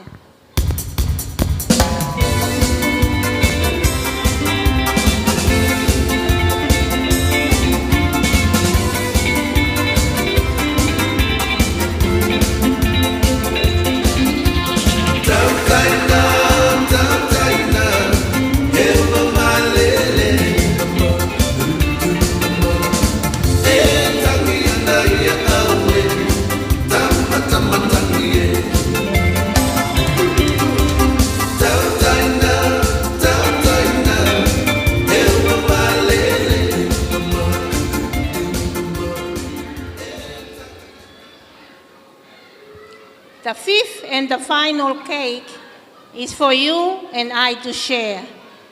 Koe keke hono nima, koe keke ia a au mo au ke tau kai. O te ai mo ki whatongia e taha. O koe e ki koloa whakalangilangi a Amato, Manako, ke rea Monor On Heimatoto. Koe ki e tonga, whala te kumi maanima au fiaki ai fuatanga. Moi kaf pālangi.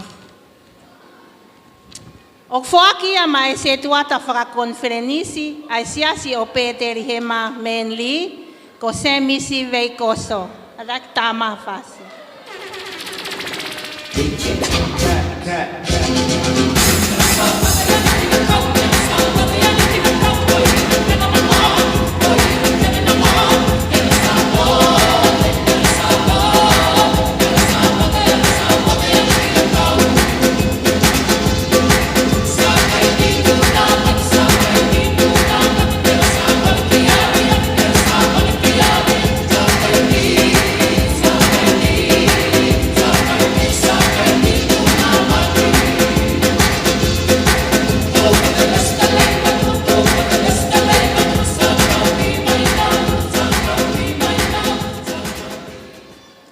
Kataki kai ki tō ate whalang ko ni ka tau hoko atu.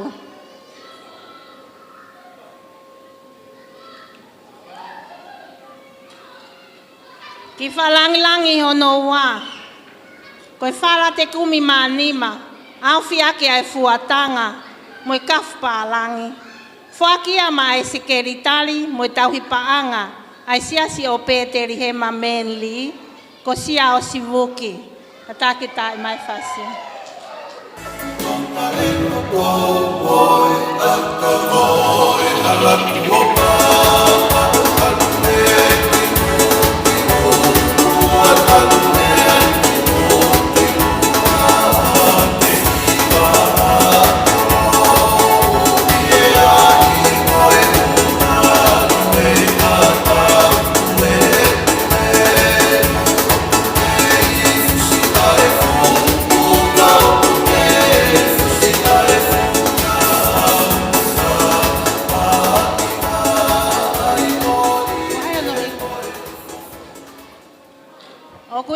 Ki sila, koe mea ofa a Amato ki he ne court mata ko pesi.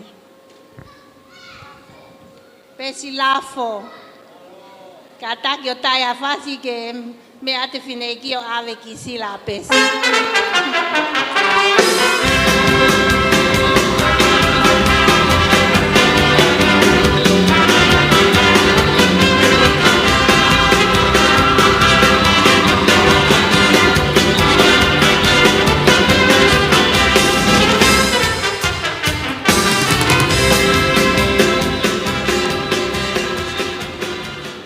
Malo au pito, koe ngā taanga ia o e o wau, o e tau keke.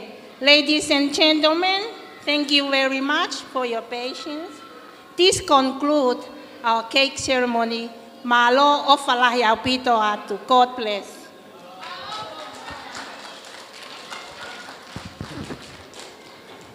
Mokata ka tui mawhai paspasi, ki si whangawhae, ko e ngāu e kafa, ko lava. Ko e taimini, ko e tau hoko ateni ke tau ngahi Polokalama Entertainment. Aia ko e tau hoko ate Polokalama ko ia kore ki he, ko e whatatau ke Polokalama o ku tau olonga ai tamasi I birthday. Kai ke, ko si o ngau e whahu, pia ko toi ki I tatari ai. Kai ke, lolotonga e teu ai tau olunga. Lolotonga e teu ai tau olunga. Ko whakawhei he ni e tamai ko ia a Amanaki, kene kata ke o whahoko halea ma ki tau tolu I e whiawhini. Lolotonga o ku teu ai tau olunga.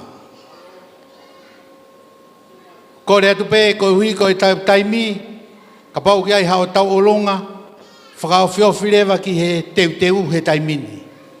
Ko e ne whakawa pēa e pangai, hei kai te tau toi whakahoko hoko. Ko e māu pē, ko e hoko mai. Māloa bito. Whaiwhakau, Tony Heimatoto. Kore pē ke u whakatapu ke o tua mafi. O tua ia, nai tuku ki ai a tonga. Pako o tua ia, o malu ai a hono kakai.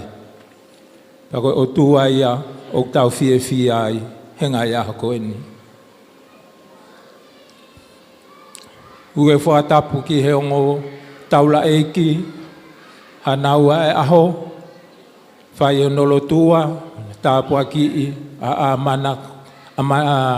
Amato Heimatoto Heimatoto. Peu whatapu whaiwhikau sea o Australia sesto kaikolo ia kalaisi asikoti. Pako kore ke u whatapu ki e kau whaiwhikau kotoa pē o kunau kau mai he whakalangi o e ahoni. Pa mo tuku tāpuaki ki e ahoni. Pe ku whatapu hen ki e whahu o Amato mawhetai ki e ki whalangi e moko puna koin fie ai he a koin. Pe ku whatapu hen tata e ki a mele vasa umaha on hoa. Ko hu mai pe ki he apin, ko fia. Maa, whafofa, no teu, no mea tokoni, pea pe he mea kotoa pe ku fotu he ahoni. Pea fie lau, ko e whanau, ko e o whaanga ia e o tua. Kai ke pūri e whakamatala ea, o e whonuani, ko e aho e ni uha, lo vai, kai whawhetai o pūre pe ai e ki, he tau whanonga, mo ne whakotutu e mea kotoa pe. Haki ai e fia. Hangange ko o malawa ha mea, pea mo ki te, ka koe ikuna, mo e whakafofa e aho, ko kau mai, kau whaiwhikau honolotua e ahoni, pau tau fia, mo whawheta. Ko kore moa ke huwhanga he ngahi tala whakatapu kotoa pē ko osio no o whahoko atu e MC, kau kolosi ki ka veinga lea ko ni kua whakaohware ia ki au he houa ko ni, ko ilo pē o kuru wawe ai taimi, lahi ngai mea u hoko mai, te uwhenga ki pē nou taha, e ku ki lea maa whana i he ahoni. Whetai ki he ki. Ia haki ka veinga rea, e me mangatunga pe i he ongo mātua. Ia amanaki, pe a pe he ki a mele vasa. E me te fito pe ki lea nou te uwhai i he hoa koe ni ki a teke moua. Ko ki ka veinga rea, o pe he no wha rea. o ku mahu inga ia ai o tua he whanau. O ku mahu inga ia ai o tua i he whanau. Nai ai ele soni, nai lawe ki ai ele soni e tau lotu i he haua ko e ni, i he sāme te au afitu, vesi ni mā, vesi tolu ki he ni mā. O ku lawe ai le soni ko e ni ki he maka tuunga, oe o tua ki he whanau. Amanaki, wasa, ko le soni ko e ni, ko maka tuunga ia ki he o tua. Pa ko maka tuunga ki he o tua, o ki ai e tāla o whai he o tua, ki homo ki i whanau, hange ko ia whainasia ki homo manawa, pia pehe ki he tama o tuku lolotonga i he manawa o wasa. Pia koe whinangalo ene ai o tua, moe makatuunga ene o tua, o atu ki a teki moua, koe mea ofa. Pe koe inasi, pe koe totongi, pe koe tofia, o atu ia ki homo manawa. Pia utau fie fie ai. Pia koe o atu koe ki a teki moua, o kuiai e makatuunga, hono o atu ki a teki moua. Talanoa ki ai a te utalo nome, mahe o no, vesfa ki e hiva. Talamai ke ha, pau ke a koi. A koi ki ai ke mahino o ki ai hono eiki, pa ko pau ke apasia ia ki hono eiki. Te ke a koi ki a Amato, e a manaki, pe apehe ki a masa, te mo a koi ki a Amato. Ai ha, ai folofola ai o tua. Ho omo whanonga he hala, lea, a koi. Ho omo tangutu hifo, lea, a koi. Ho omo tuuhake, lea, a koi. Ha mea te mo whai. Mo lea, mo a koi, he folofola ai o tua. Koe makatu unga ia, oe ha, koe makatu unga ia, oe mātua ki e whanau. Patala mai lewa, o kuia lewa ai makatu unga ai whanau. Koe makatu unga ai whanau, tala noa pe ki ai ai whisova hai ono, vesi ula ki e wha. Kua pau ke talangofua ai whanau, koe ui koe ha, koe whinangalo ia e o tua. Amanaki, vasa, a koe e tamasi i ke talangofua. Ka talangofua e monu ia. Ka talangata e mala ia. Kanong ke tala e folofola. A koe ke talangofua. Pea koe talangofua, koe foi mo uia a kalaisi. O tau loto, pea mo se vaniti, o e aho koe ni ke mono ki a Amato. Ke ha, hange pe koe lotu na tau whanongo ki ai, ke fuoloa ahono aho. Pea koe au tau fia, tau whawhetai ki he eiki. Nai mea nai tupu tāmaki ai a sisu. Nai tupu tāmaki a sisu, he nesio ki he kauako, o nauhanga o taofi, ai oange whanau ke tāpua ki i. Amato amanaki, pea mo vasa. Lea ai eiki he ahoko eni. Tokanga, na aha, na mo whakapiko hono ave tamasi i ke lau toi whasapati. Tongai na mo whakapiko hono lotu i. Tongai na mo whakapiko he lau ene vesi lau loto. Tongai na mo whakapiko he rifak ni maa ki tamasi i. Tongai na mo whakapiko hono tāpua ki ia Amato. Mea ia ke whaia e ki moua, hongo mātua, ki homo whanau. Ke hano inga, mahu inga ia a Sihova i he whanau. Pea koe ne mahu inga en, whaka inasi aki o mana wā wasa, ai whanau. Fie ai, ai motuan, pehe ki hoku hoa, pehe ki a kite, mātupou, moi whamiri hono kotoa. Ai au tau mātuunga e tau fie i a hako ni. Fuloloa e gulea, fuloloa e gulea. Koi ai amanaki, pa pehe ki a wasa. O wai tuku e lotu, whawheta e ki, o ko walo pia ki tonga, kai ke uhe nea uia mo ele noa. Whawhitai o hienea ki te motupo. Se wani te ai ki. Whai hono tāpua ki. Huwhia e ne ki mo ui. Koe uhi. Ke iai hano ka hao. Ke iai hano ka hao. He pureanga o tua. O whalahi atu. Kite. O whalahi atu pou. Tō whatongia. A moe tauhi. Tau moko puna. Fia. Sio ki ai futala vou. Ki ai au ki moko puna. Toko taha peku moko puna. Koe toko ua e ne a Amato.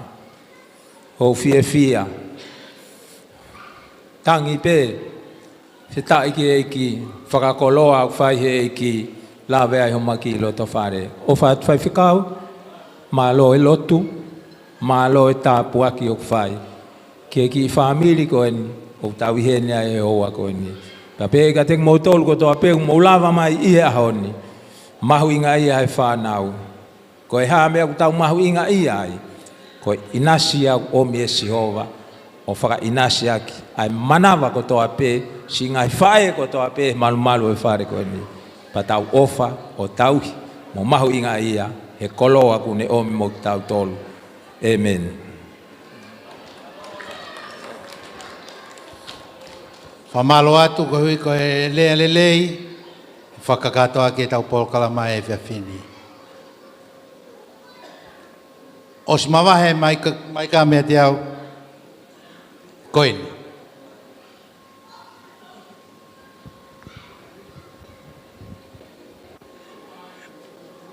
Koini ko whakarea mai ko mau e tau olonga a e tamasi i peftei.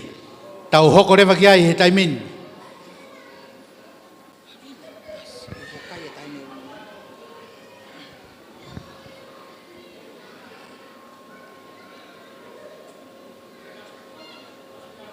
Kore peke u whanga ngai whatapu. Kai ata mua mo koe whainga mari koe ni ke whahoko atu ki whatongia koe ni. Ko whakasio holo e tahine hui kolo a koe ni ko si mahalo ko si halo fia. Pea koe ni ko mau mea toko ni kau ki hao atu ai pe au kataki. Koe tamsi pefte ni aho ko mau mai ke whahoko ai raki whakameite o e aho. Koe tuanga o e talunga a Amato ki ahoni. Koe whala te kumi manima. Malpo koe uongo kumi, anyway. Auwhi aki ai fuatanga. Pea mohono teki koe paanga i tahawhe. Oku fuaki a pea maa hono mehikitanga i aho koe ni. Tahine ko lini Heimatoto.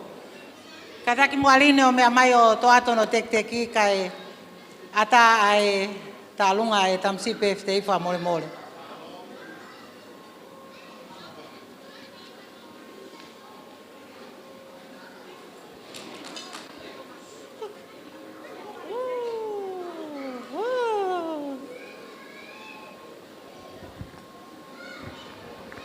Koe pe malo.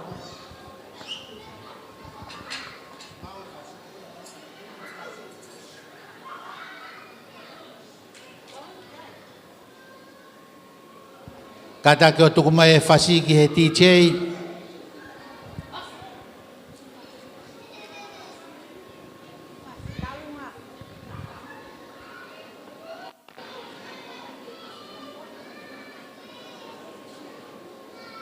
Loro tonga tau tari ke whasi. Kata ke o ki paspasi mai e tamasi peftei.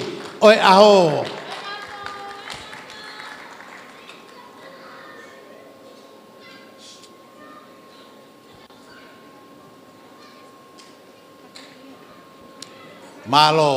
Malo e mawhana, malo e ofa, malo e whakalangi-langi. O kei langi-langi e a pēa e ki i he taimi kotoa pē. Whamalo atu. Mau pe DJ, malo.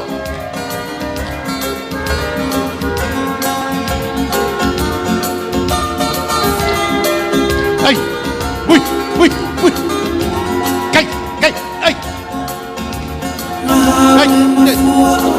Mari, mai. Ai.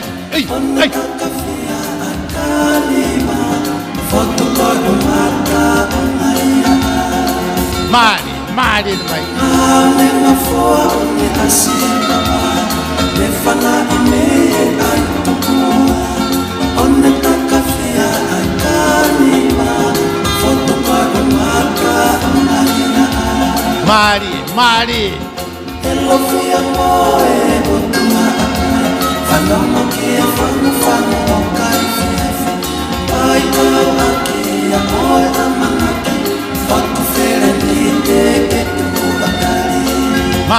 Mari. Mari.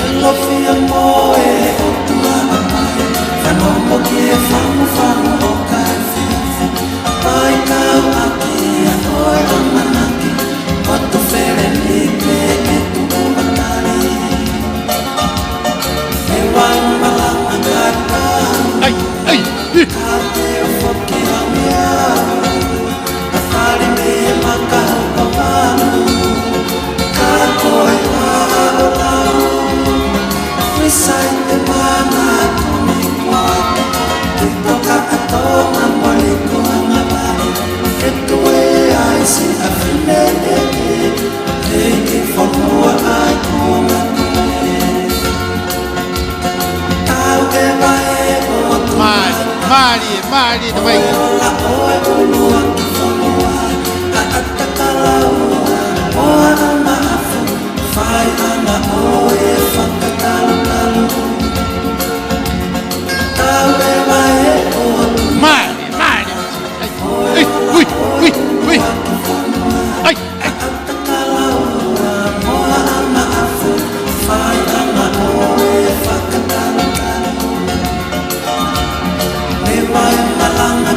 Malo.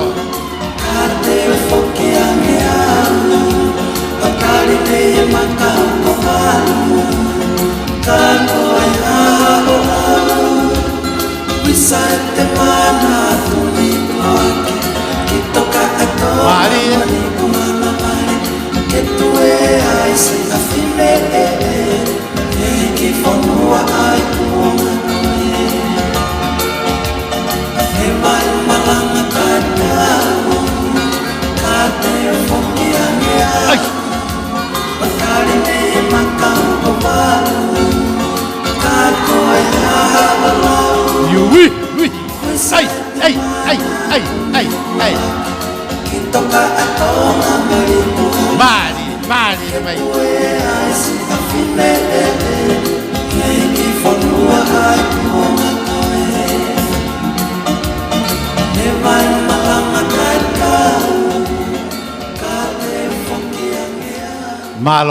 Malo. Ko atae pangai. Taimini ko maupe ko mai ka ai nu ki te whako ni.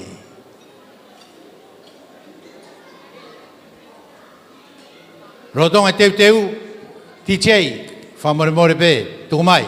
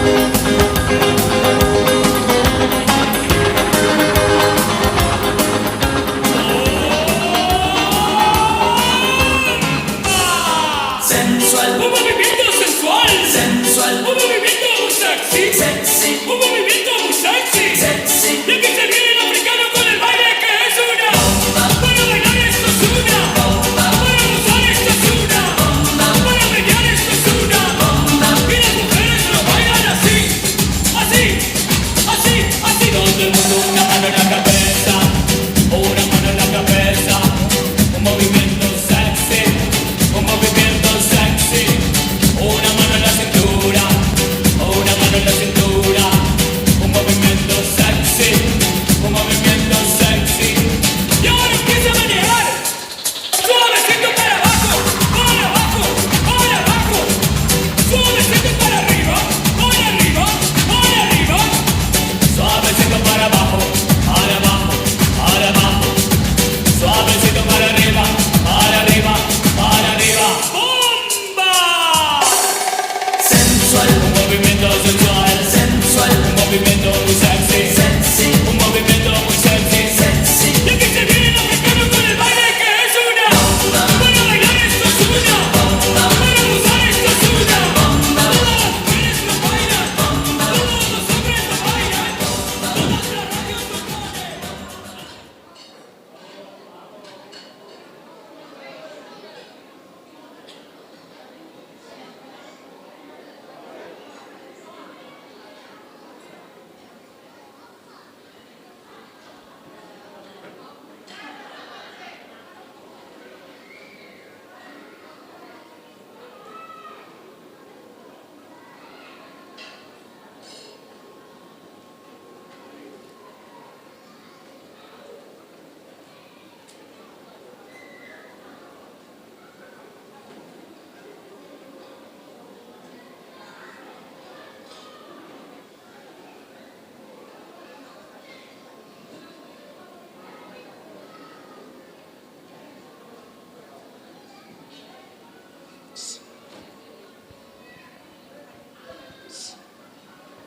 Oleva, oleva, que mano tuang, que tu ai. Oleva, oleva kai.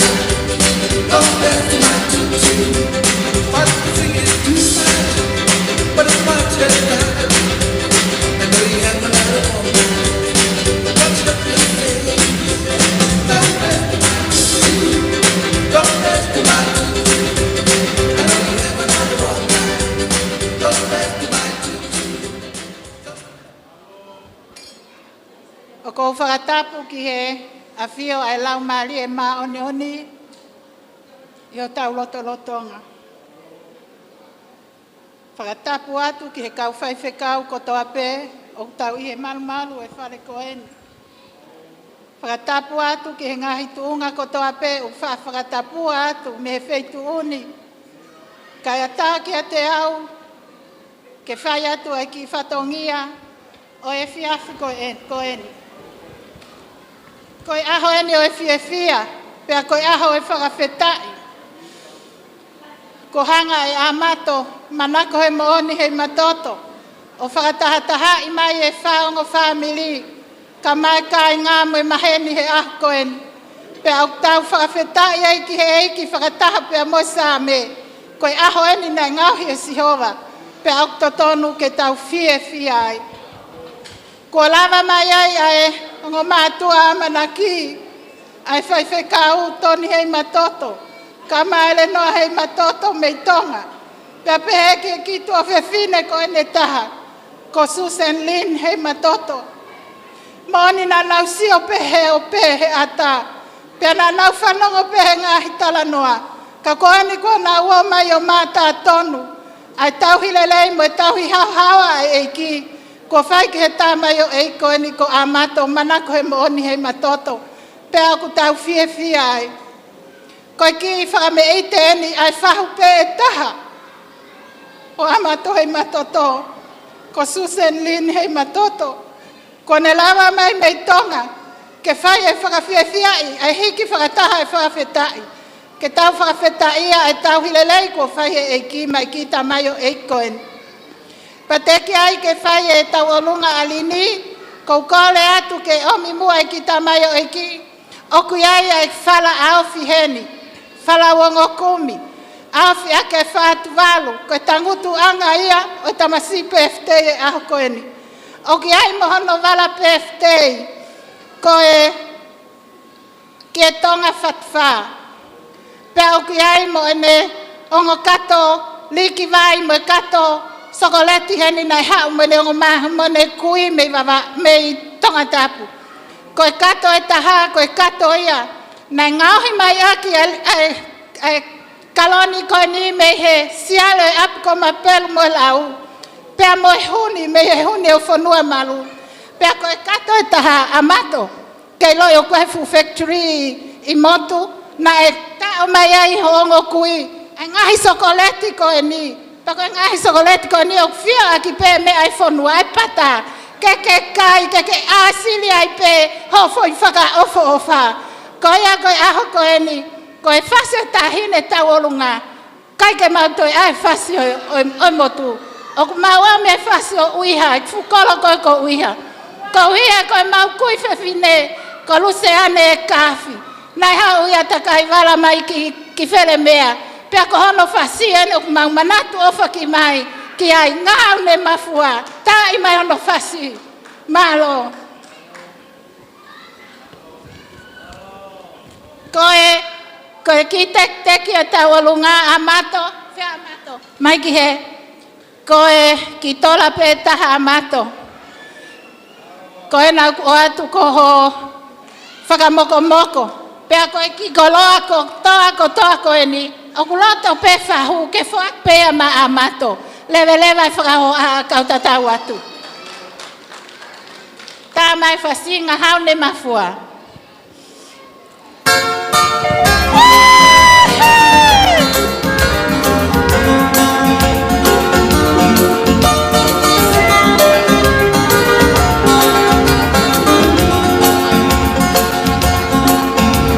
Haune mafua o me asi mama. E whana i me ai tukua. One takawhia. Mari no mai. Foto koi o mata o maia. Haune mafua o me asi mama. E whana i me ai tukua. One takawhia ai kanima. Foto koi o mata o maia. Elo fia moe o tumai. Whanongo ki e whangu o kai whiawhi. Ai kau aki a moe a manaki. Whatu where ni te ke tua kai. Elo fia moe o tumai. Whanongo ki e whangu o kai whiawhi. Ai kau aki a moe a manaki. Whatu where ni te ke tua kai. E wai malanga kai tau. Ka te o whoki a mea. E whare me e maka o mamu. Mari no mai. Whisai te mana tumi. Ai, Toka a tonga mori kua malare. Ke tue ai si a whine e. Hei ki whanua ai tonga koe. Mari no mai. Tau e mai o tu matanga. Oe o la o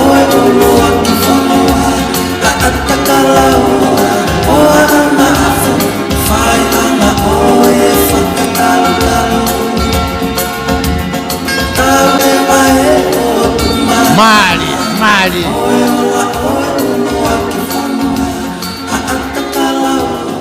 Malo. Malo. Kata kio tau hea tue koloa ki tua kaya tā pangai.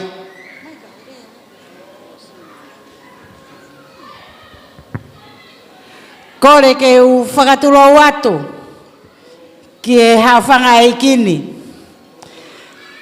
Ka e tukumua ke whakahoko atu e ki whatongia ko e ni. Ko hoku hingoa ko lua mai lau.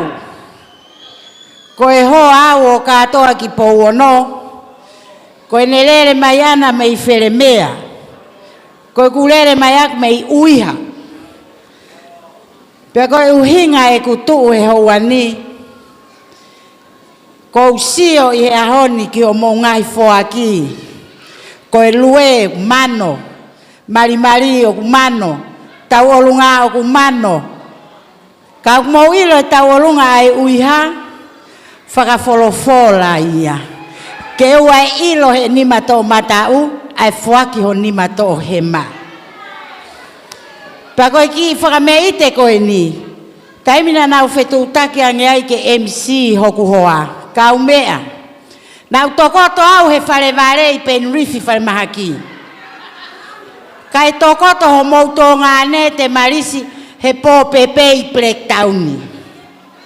Pa ku matoki whetauraki mai pe ki e holo. Pa maloto kouloto pe ke whakakakato pe whatongia e MC. Koe ki se ni te taha o kou mau, kai tuku mua ke whakahoko atu peha ki whakameite. Tā mai ti chei.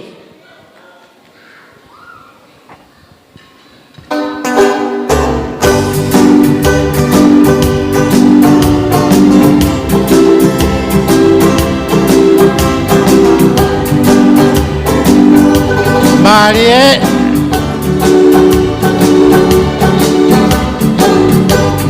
Tawolunga. Fatoa ngai pe o kumea e whahume o lunga.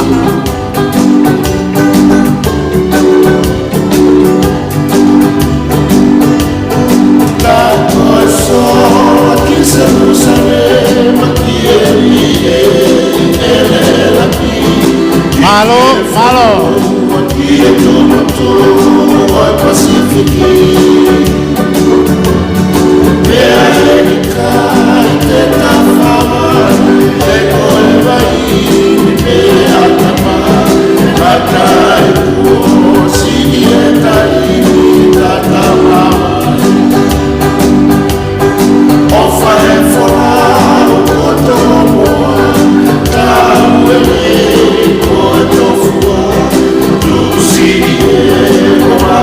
Malo, malo.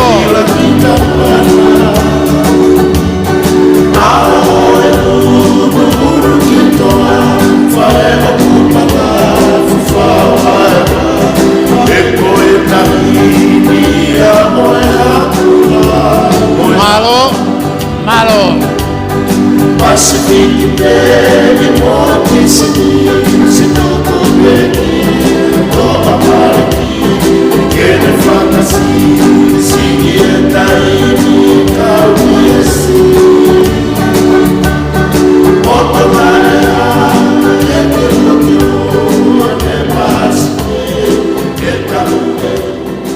Malo, malo.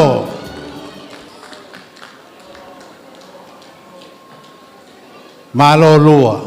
Kata ki pe tahine whahu. Ko hoku hoa kai tau o lunga ia e puke ia. Kai whakamalo ki ai ki whainga maari e ke hao hake. Malo au pita. Good evening, everybody. Can I please ask Auntie Lossa and Wesley to make your way down to the floor, please? The next item, ladies and gentlemen, it will be behalf of Amato's humble church, Bethlehem in Manly.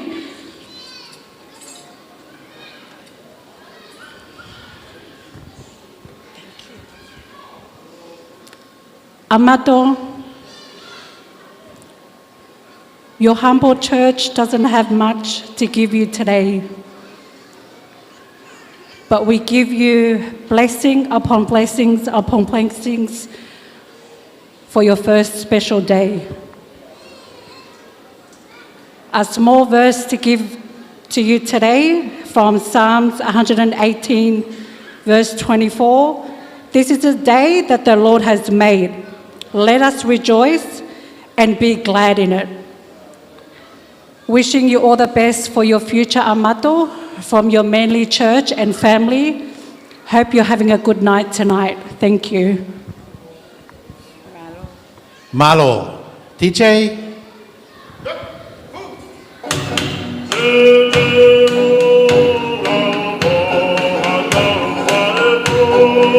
Marie.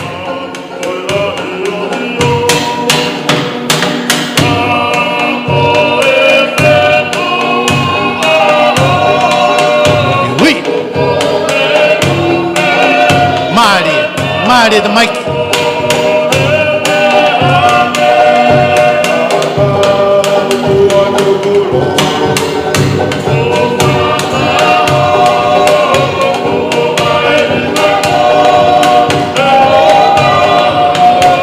Malo.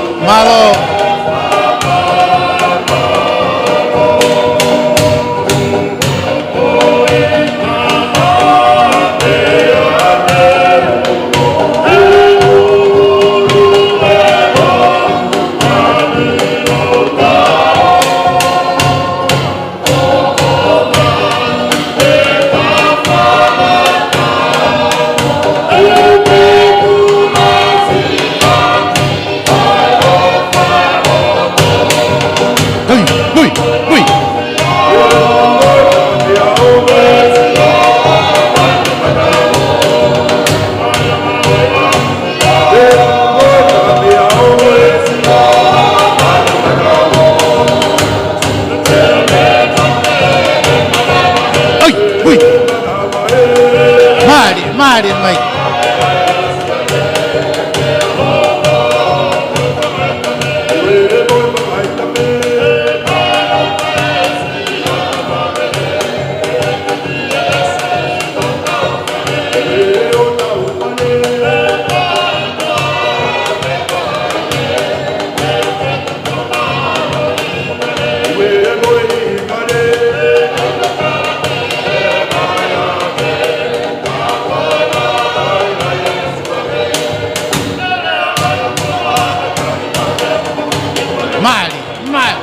Marie, Marie.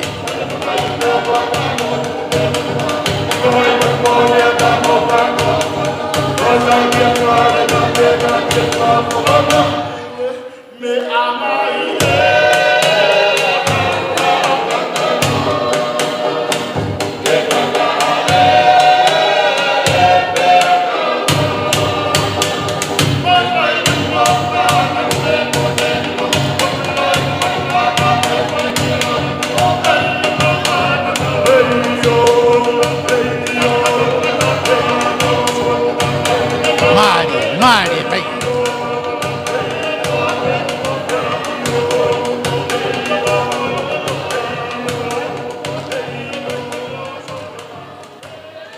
Malo, whakamalo lahi atu.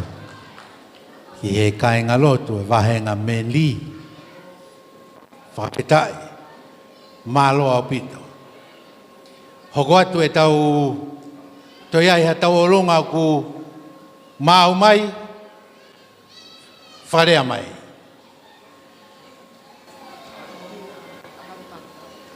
Okay.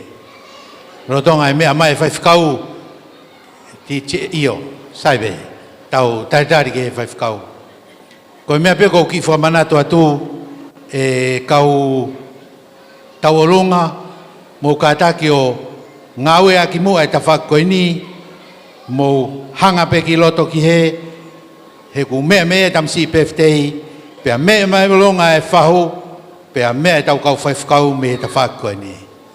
I hene pehe o ku whainga maari ki ta whakotoa pe. Malo abita.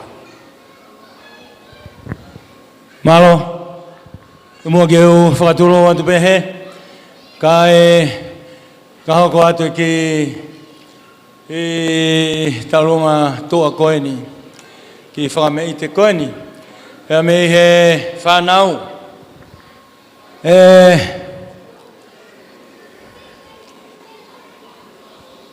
Ke te pēa mo tupo. Mere vasa. Pēa mo amanaki. A fia ko kakato. O whalahi o toa. Kone whakahoko he aho. Koe ni. Ulere mai veke tau kau ngā kau whataha. He whakawhia hoi aho. Moni ka pau tau whia rau tori laloni. Wanoa hoi fua mai alangi. Ki he whai kātoanga au tau whai. Whia i he eiki. Koe whina ngalo ia. Hoi tau tamai. Ki tau lunga koe ni koe. Ki whanau pe koe whanga tokoua pe o mere vasa pe mo. Mo whanau ni katoa. Mo toa koe ni whanau ko. Fred Fektoa ko lahi pe au ia. Whiwhine koe ni nai ui keke ko Pauline. Amato pou. Whai a mere vasa. Koe ni pe mo siaki. Ka mai whanau. Koe fu whamiri. Mei uiha. Koe ni kai ke utue whahela. Hano whakalau atu te tau ahoia ki tau tonu. Ake koe ki mea mai o ngata mai ki tau lunga ki lot.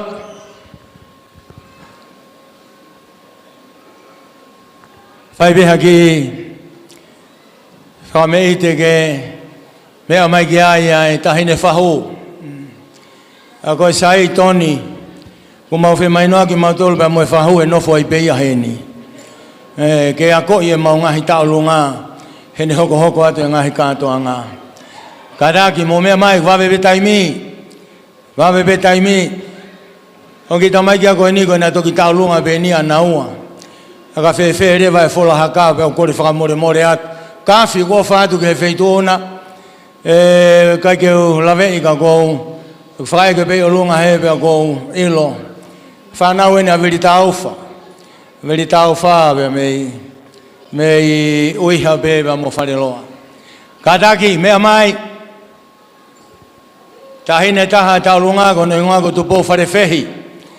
Pau hene a kautua nuku ko hingoa pe mei ai. Ka mo toko taha ko salote ofa ki latai ko hingoa pe mei fua motu. Tahine koe ne taki mai ki naua ko hona eki maama ia ko tahine ko veisinia kami Wolfgram. Ka mo mea mai a e tau lunga kore atu whamore ka more.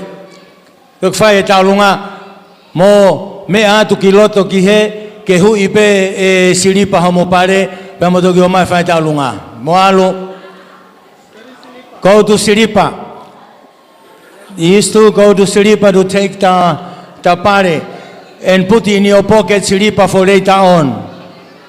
Malo abito. Taulunga koe ni kau ai pe si asio tonga perek tau ni. Ko koe pe whareloa ku ke iheni ke kau ke taulunga koe ni. E io moe uiha kotoa pe koe where mea longo teme kau kotoa ke taulunga koe ni. Malo.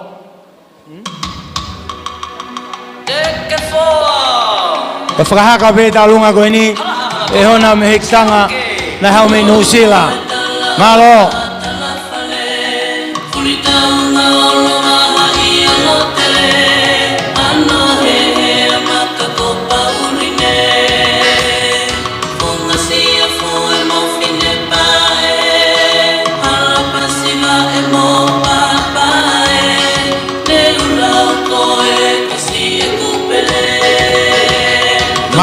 Mari.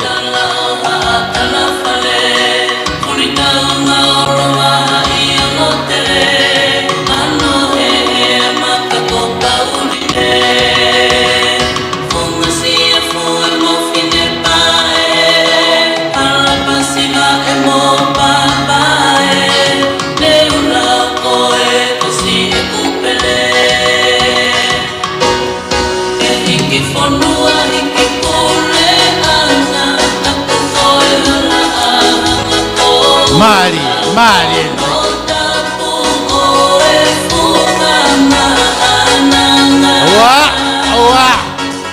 osi. Ui.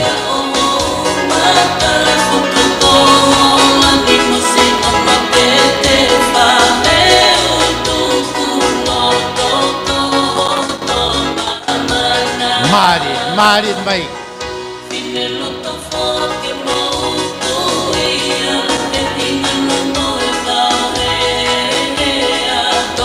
Mari malo e whakameite.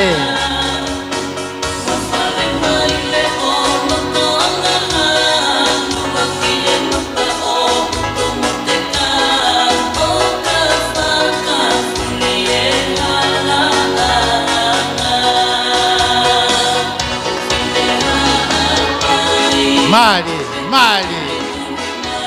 Ai, ui. Coi. Ai que osi.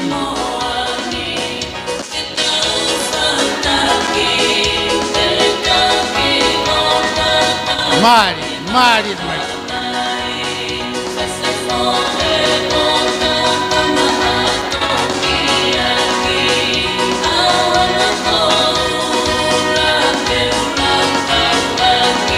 Mari, ai que osi, alube, ui, malo.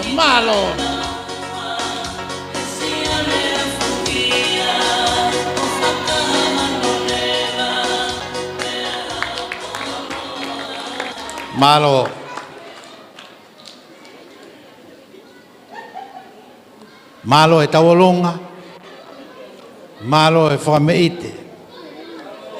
Pia malo no ke yohi e lau mairi o e mawhana i he whiohianga u tau whahoko he whiawhiko e ni. Iai pia tau olonga whahoko mai. Iai e ki mea ko loto ke whahoko atu ke te motolu ho e ki pe mai kainga ko e tau t-shirt ko te pire ko e nuk tuong ta whaki to matau. Ko ata ke to inas me iai o ka pau ke whima ko e keke. Kalas keke, ko e pan kalas keke. Kau e pe mo ngahi mea meri e keke he o kuyai mo lava mai ki ai. Toi ai tau lunga ikai.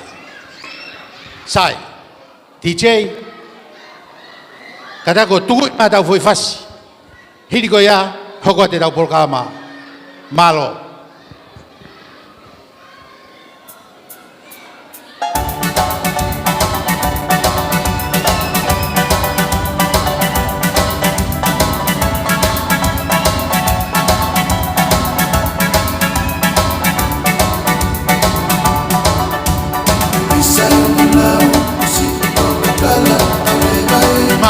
Mari.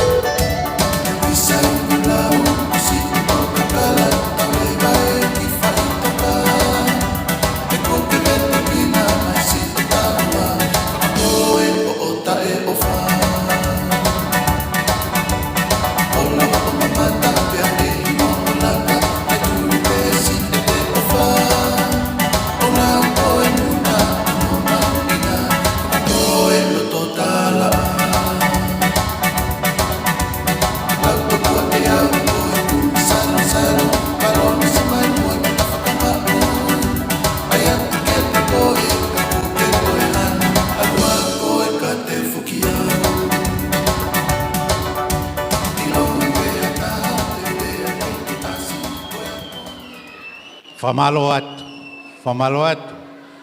Hoi ki I whainga maari koe ni, tau whawhi I a kite, tangata eki a mere wasa, kene whahoko haki I lea ma ki tau tolu. Ko tau ngā unu mai eni, ki he whakaiku iku, o e tau poro kalama I he whawhiri. Taimini, kite, tui walaga.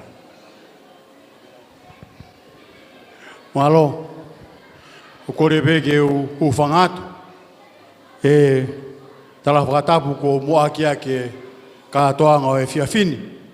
Pea koutu ko e ngahi rea ai, kau mai tāpuaki ko whai, e ngā taura iki, mai tamai o eiki o e aho koini. Koe ku tūpea kuia koe ku hounga ia, e whai atu peha ki whakamālo no.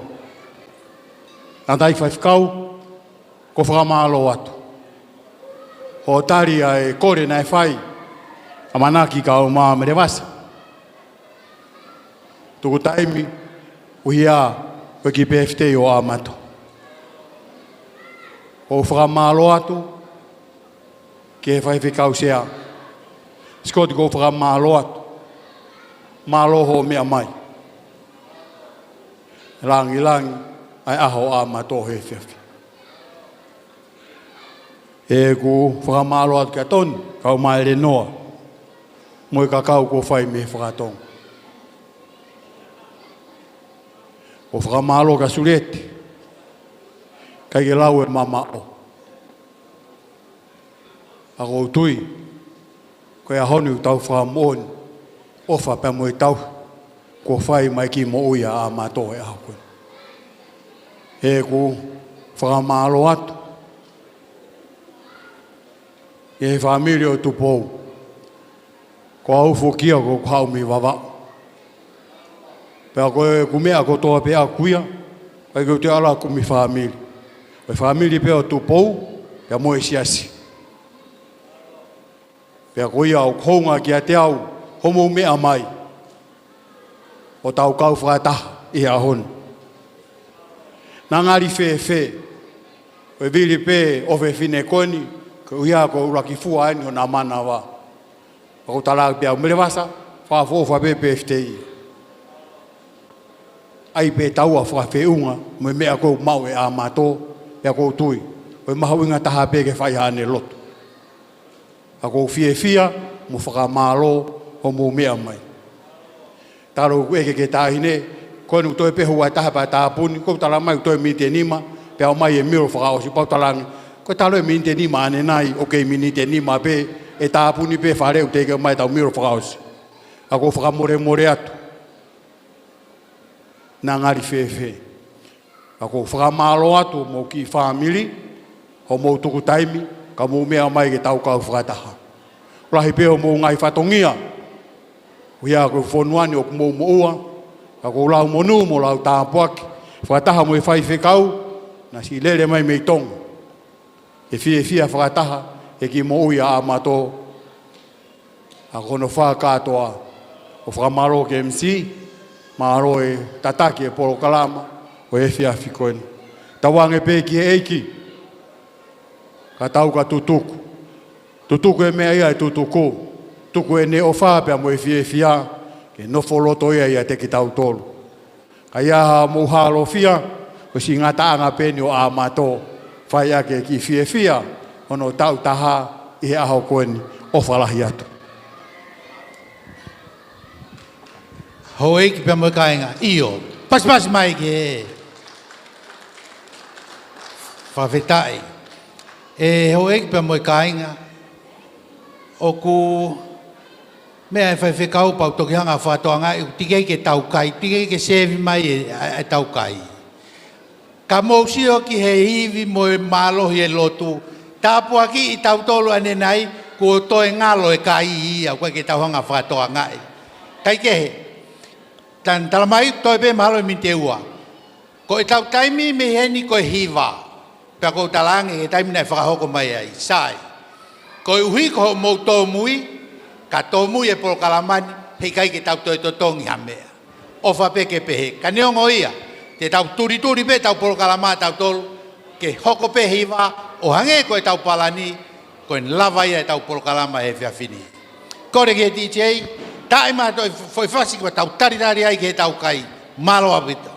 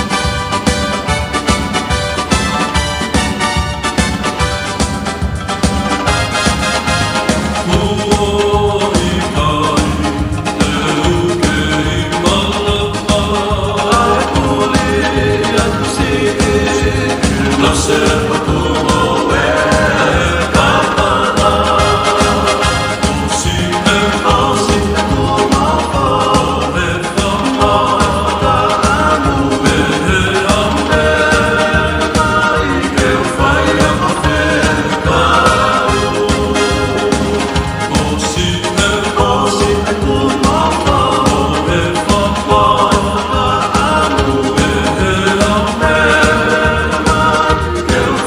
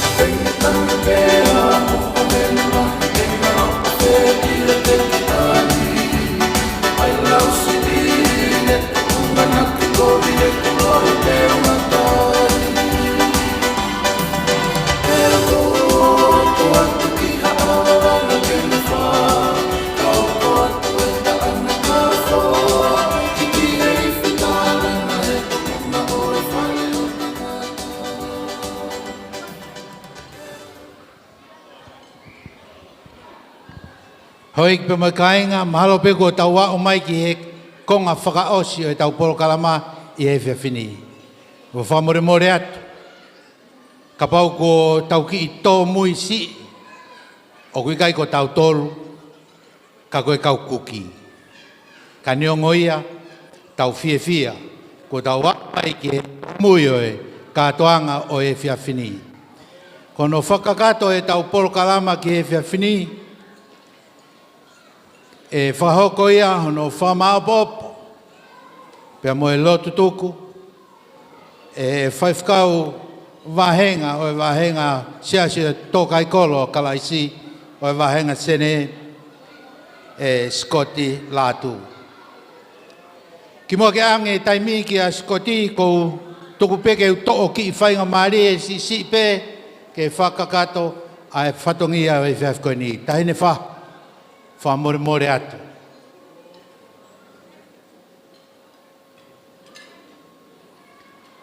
Kai ke u whaatokanga e kina ho mea. Kau lere noa pe. Ka koe atu ngai au e fia. I he kātoanga o e whiawhikoe ni. Whamaro atu ki he kau ngau e whareni. Si ono tokanga e kina ki tau tolu I ngahi tuunga kotoa pe. Whamalo atu ki he DJ. Malo si ono whataki mai ki tau tolu. Whamalo atu ki he kau ngau e whakamitia. Si ono whakawhiaokotaki ki tau tolu. Mo tau ngahi kainga. I tua pure anga. Whamalo atu ki he tau mua. Tahine ko Susana Lin Heimatoto. Pehe ki si kau whaifkau.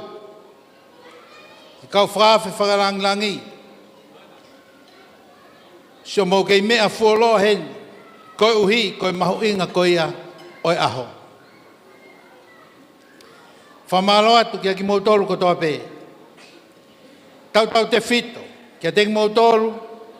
Ku mo si lava mama mai. Mei he tapa ke heke o e kolope. Mei tonga. New Zealand. O mai ngahi state ke o New South Wales. O Australia ni. O ku lang ia ai o toa pia moe tangata.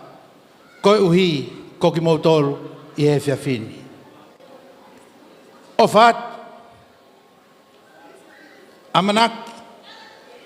Pehe kia merewasa, ka e tau te fito, ki he tamasi ko Amato. Koe uhi koe aho, mahu inga koe ni. Tua e ki o whatu.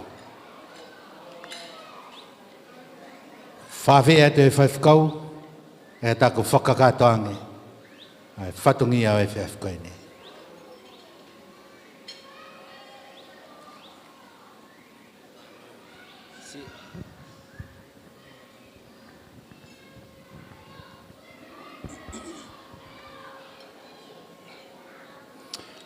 Ko kore ke u whatap ki a whio. Ai he tol tahai o tua I ho tau lotolotong. Whatapat ki he ongo se vaniti a eiki.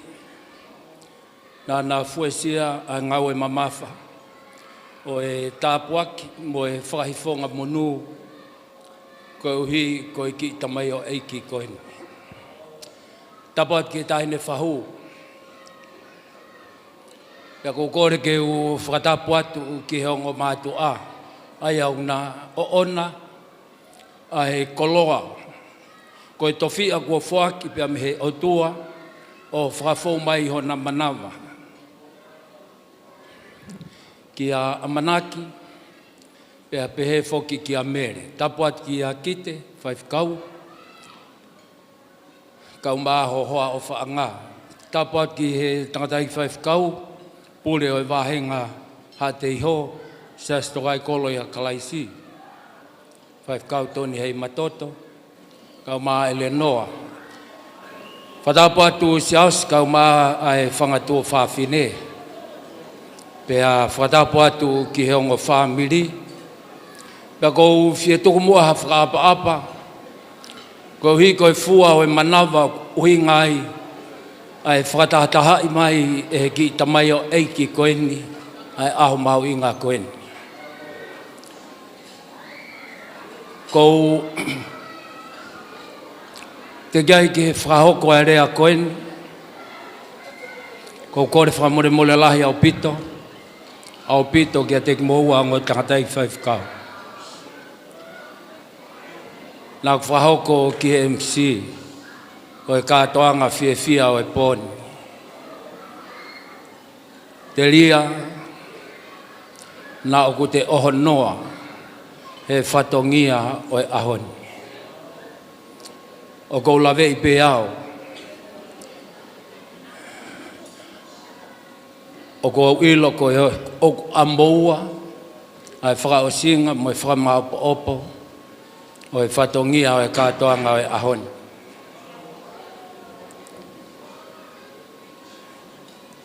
Ko whelawe i pea mo e whaifkau. O uhinga ia amanaki. O kai ki ai ha ma whikau aki aki maua ia i he toto. Ko homa whikau aki o mātu o ngai he taata o kalaisi. Nā langa ia kalaisi a homa maheni, pea whakahoko ai a homa whamiri.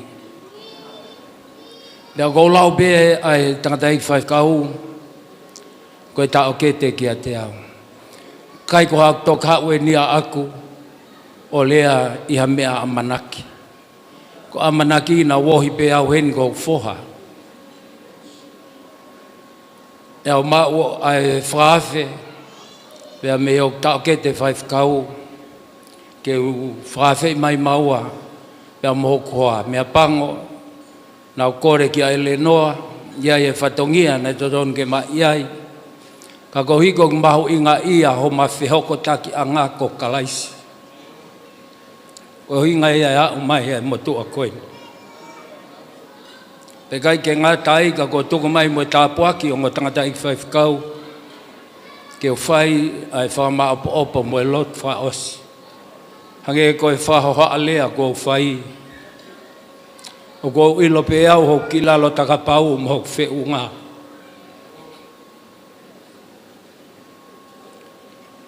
Ako hiko e whia talango fua ki he whatu polokalama o e pōni.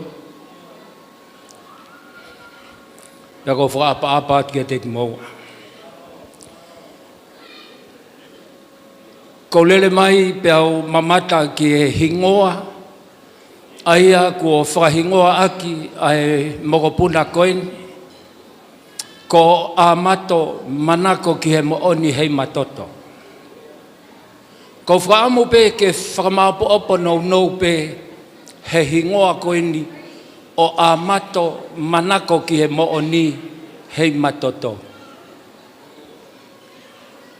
Ko ui koe wholofola o kune tala whakahanga tonu ai koe mooni a eni. Koe o tua koe tamai, koe o tua koe alo, koe o tua koe lau marie ma oni. Pea mo e wholofola ai o tua, koe wha i mo oni eni o tala he wholofola. Koe mo oni ko toa pe i mamani e amanaki kai uma a mere, kai ko ha mo oni. Taimi nai tala noa mai e whaif kau, ai fia ko hi ko mamoho puna ko Amato manako ki he mo oni. Piau ta utu, piau fatuai, ai whakaukau ko nai ha wholofola e whakama opo aki. Ko hi ai whiohi fia, pia mo e whiohi whakama whana e ongo whamiri. Ko ha koloa te tautuku ki amanaki pia mo mere, ko hi ke mahu inga ia o hange ko rea na e whai kau. Ke mahu inga ia he koloa ko ne hanga whakoloa ake e o tua a hona manawa. Ka toa e foi wha ko e ni. Ai o tua ko e tamai mo e alo mo e lau maari e ma on ia sione vai ta fitu vesi ta fitu. Whakatapu i ki mautolu ki he mo o ni ko ho o wholofola ko ia ai mo o ni.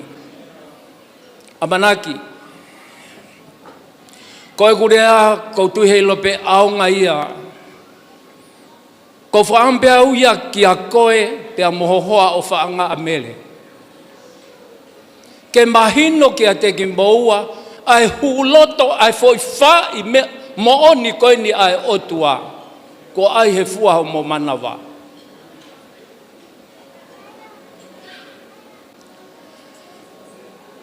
He koe uhi o tala e siosiua e whakamaapopo kia e kulea raki ves valu. Pea kou tui pea manaki o kuke whanongo mai ka umba ahohoa. E i kai mahu i mehi o ngutu siosiua vai raki ves valu. E i kai mahu i mehi o ngutu e tohi lao ko ia. Ka te ke whakalaulau loto ki ai i he aho mo e pō. Kou hike ke talango fua ki he mea ko toa peku o hiki ai. Tala mai rewa he foi tāpu aki. Ai foi mea whamui mui koe ni e ua. Ulu aki te ke monu i ai. Ua, pia te ke whai whakapoto ai. Pia ko whakaamu ki hango foi keresi e ua koe ni a manaki. Ke fuesi ai a e holoto, pia moho waifi. Ke oa na mahu i mei ho ngutu. Ai tohi lao koe ia. Uhinga ai tohi lao ki he wholofola e otua. Whakalaulau loto ki ai he aho mo e pō. Pea ke whai talango fua o hange koe mea ko toa pe kua tohi ai. I ho KCCE, i he KCCE a manaki, nai whai mau pehe ne whine eiki. Taimi koe whamore a te ria, na ko Viki Mosani ai ki whunga wakau ko te iai. Taimi koe tui ai ai manawa, o e whae o e whewhine to kai kolo, pe au ki ai rewa ai tohi na moa, hui pea koe na moa e whanau. Taimi koe nau ke i he ke te ho whanga he whakatapu, o ku nau lau rewa e wholofola ke whawhanga i manawa, ai tama koe hono manawa. Pe koe taimi koe pea mo ne hoko mai ke mamani, ne ongo koe ne toko tō kai ke ne iloha mea. Kau whai ai tala kou whai he sa me. Atu ako ki he tamasi i lolotonga ne kei vare. He tala atu kapau e tene motua e kai au pito tene hiki mei ai. Amanaki, kau maho hoa ki a mere. Kau tui koe koloa kua koloa aki e o tuaho mo manawa, kai ki ala whakatataua. Kau sio ki hohoa, e toi hoko mai pia mo e toko taha, i he tua koe ni o manako ki he mooni. Koe toko ua e a manaki. Taimi lahi, koe ki tau whakatoka ngai e ki tau tolu. E ilo mea hoko he taimini i ho tau tau tangata.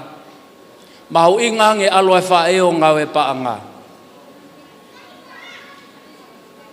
Pea kou tui te ke pehe mai o kai whewhe whamiri.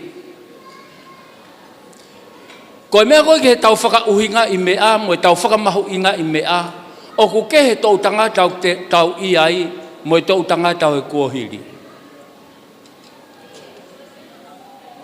Ahoni ulawa pe ave te tamasi i, pe ave mo te tahine o toko ki he whanki i. Api ako pe atuki nau tolo a o ai pehe nau lalahi. Ako whamanatu pe a manaki. Ko whamanat pe kia te koe mele. Whakaofa ofa e tamasi ko Amato manako ke mo oni hei matoto. Ko e whakaofa ofa anga o e tamasi ai ko e tene tupo o kaukaua a kalaisi e mo ui. He uhu i e wholofola ai o tua ke tau whanau. Pea koutui, ko e tamba kua whuaki ko e nā siri ke o tua. Ko e tamba kua whuaki ko no whaka o whawhapea mohono makehe atu. Hange pe ko e ave koea a Mosese o te ui. Taim koe nai whakahe i ai. Pea toi whakafoki pe e he o whewhine o wheloge ne whae. Ai tupu hoi hoi fua pea talavou a Mosese. Ka kohono whawhanga aki. Pea mehe ene whae ai wholofola ai o tua. Amanaki, ka umaaki hohoa. Ko lea pea mwe whakapapala. Tawange. Kai ha tau tutuku i e ahoni. Owa nā ngalo. Ai mea nei whawhanga aki koe. Hoko atu ho uhu ia ki ho whanau. Koe ni e toi hao pia mwe fua e taha o manawa. Owa na mamao. Ai ako naki aki ai wholofola ai o tua. Tupu hake a ho whanau o tupu kaukaua. Pia ko hono mo ni fungani ai. Ai manako o e mo ni.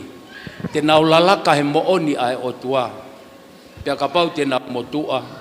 E kai au pito te nau hiki mei ai. Whamalo atu. Ke tū tāpu aki. Tangata i whai whakaupule o wāhenga menli. Mo e whakoloa. Ko whai ko uhi. Ko e fua o e manawa. O amanaki pia mo mere. A tawange e whai whakaupere. Tāpu kina ki moua e o tua. O ko hoko atua e tō whatongia lelei. O ngongo pe ai mea taha kumbau i ngā. Ko e o ngongo, ko e kosperi aia. O tau tu ke tau kawei mo malanga aki. Ai hua whao kalaisi. O whalahi atu ki ongo whamiri. Ya o whalahi atu ke te motolu kotoa pe. Tutu uni o ku whahoko mai. Hiri pe tau lotu. O tui o ki nau tolo whia hoko atu. Nau hoko atu pe ki nau tolo. O tui ko kakato e whakamalo, ono whakakato atu e he MC o e pōko i ni. Pea whakamalo atu opito, kau hi ko e polokalama fia, polokalama mawhana, melino, kau hi ko e taki lelei ko mo whai tangata ik whai whakau, pea langi ma ai aho koini. Whaham ki tau hiwa pewe se taha, ni manoa ono o e himi, wai pe ni tau hiwa pewe ve se taha, hiri ko ia te utok whaosi atu. Monu e ka koha mono, o e tau mauha eiki o whao ko tali e tau lo, o tuka au he e tau mea koto, o a o kuai ha tau mama ahi wha ka haki he o tu kua alo atu o te ka haki e ne kau i hono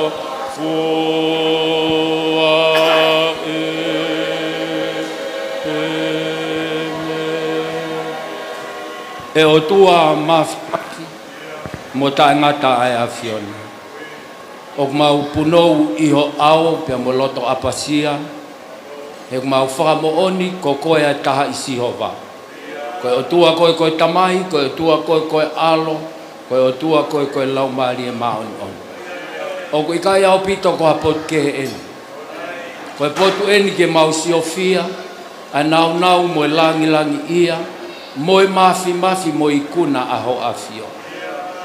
E o tua mau whafta ki a Fiona, ko hi o kumatu unga e mau whiohi, ko uhi koe whakakoloa ko whai mei loto i tāni tina.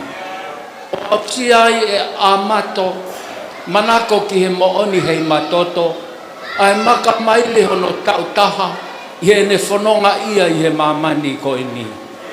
O maurea whakataha pia mo tangata whakatusame. Ne ongo nane ewa i he tere au kumalua ki aia. Na i kai te mau mana wahe ki hakovi, he kokoe ai whungani i tauhi. Pia mau whakamooni e o tua maf, o ku taha pia e tauhi lelei o awhio. I kai ha tauhi a tene whaki e ne mo ui. Aena mau tok whakamanatua. Whaki a ke pekia he whunga kolosi. Talamai e apostolo ki loma. Lolotonga pe mau whai a ngahala. Pekia kalaisia he whunga kolosi ke totongu huhu e mau ngahi a ngahala. Pia mau whakawhetai e o tua mafma. Pia kai ke ngata i ho pekia. Ka kuke ave ko tohau mau ai tangata. O kau ngā tutuki pia mo ia he whunga kolosi. Kau hike te rio i whonua loto. Pia uhinga ai te rio koe tanua i ho mau hori o e mata, hori o e kakano mo e afungi o e mo ui. Koe uhi koe toi tua kalaisi, koe toi tu ui hai whoi mo ui fo ou. Koe toi tu uia, koe toi tu ui kuna ia. Pia uhinga pehe e o tua hau whakahino hino ki mautolu, ke mau pekia whakataha mo kalaisi. O tanua i ho mau kakano mo e ngahi o, mo e whirio i ho mau loto. Ko hui ka lava ke mau toi tuu mai, ka mau tupu mai, pia mo e foi mo ui, ko e foi mo ui fo ou i a kalaisi. Mo ui au ke hoi fua ki ai. Kai ke ai ha whaka hoi fua i a, e o tua mafi he mau i he kakano. Hala ata. Pia kui kahia hoi fua anga i a ho a fio. O lewa pe ke mau fou he tata o kalaisi. Uhinga ke mau tari a sisu. Pia tui piki kai ke ne peki amo ne toi tuu. Kai lava ke fo ou e mo ui. E o tua mafi. Pia ku mau fia. Ko hui koe mau whakataha mai. Whai e mau katoanga fia. E o tua ko hui koe tama ko ke whaki he manawa o amanaki mo mere. Fia ai ongo family. Fia kau taula e ki. Fia e whahu. E o tua maf. Kai uma ai ongo kui. Koe fia kai ke ngalo e ofa ai afiona. Ko sisu kalais.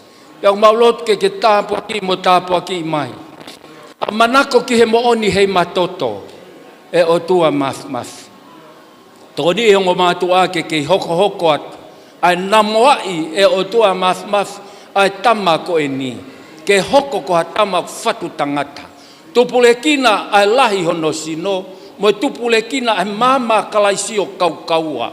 I he ene mo ui. Mau whamalo atu ko hi koe whahu. Ne mea i hono mea anga pia whaka langi i ai aho pia kau e langi aho a fio. E o tua maf. Maulot ke tapu e kina ia.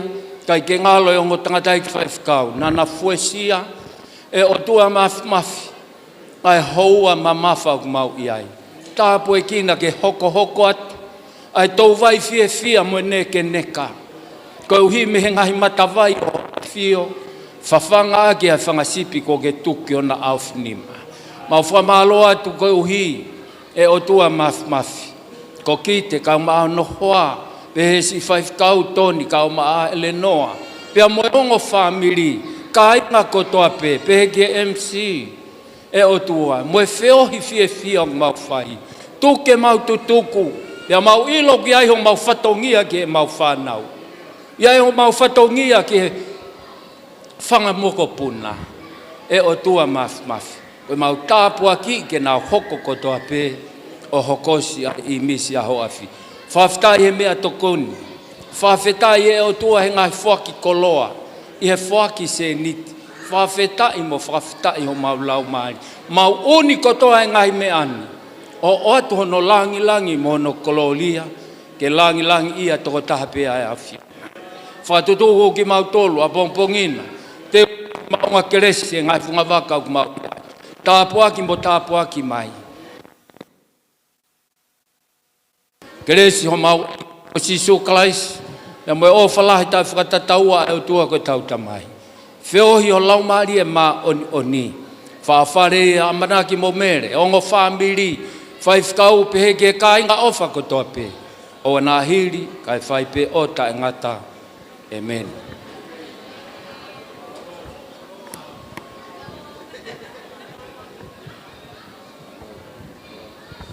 Malo, kore ke DJ, whaka o si ai pe, tau polo kalama i e whia whini. Malo pe kuto e ngai minitsi pe, pe a hoko e hiwa, pe a kakato rewa e tau polo kalama. Malo au pita.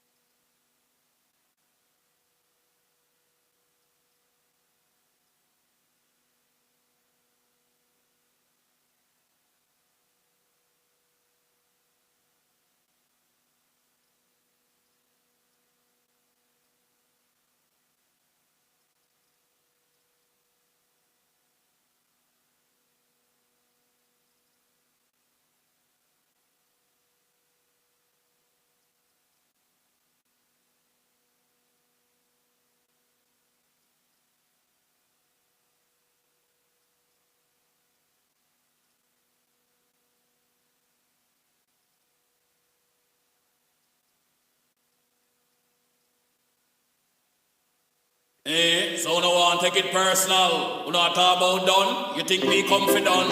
All me have to do is send for the new gun. Anything test dead. We just fly off those head. Down the mercy. Kill them. Duck a dill dill dill. So the boy get killed. Duck a dill dill dill. You better sign on the way. Duck a dill dill dill. The boy get killed. Duck a dill dill dill. Look up in the barrel.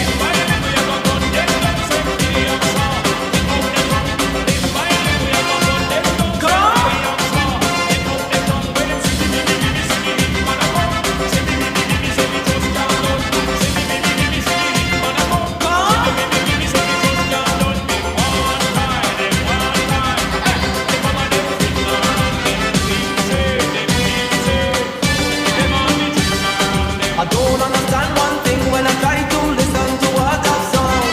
I tried and I tried and I tried and I tried and I know that something wrong. Every time the DJ decide to play, one hand go up in the air. Everybody chanting, doing the vocal, oh what an atmosphere. But all I hear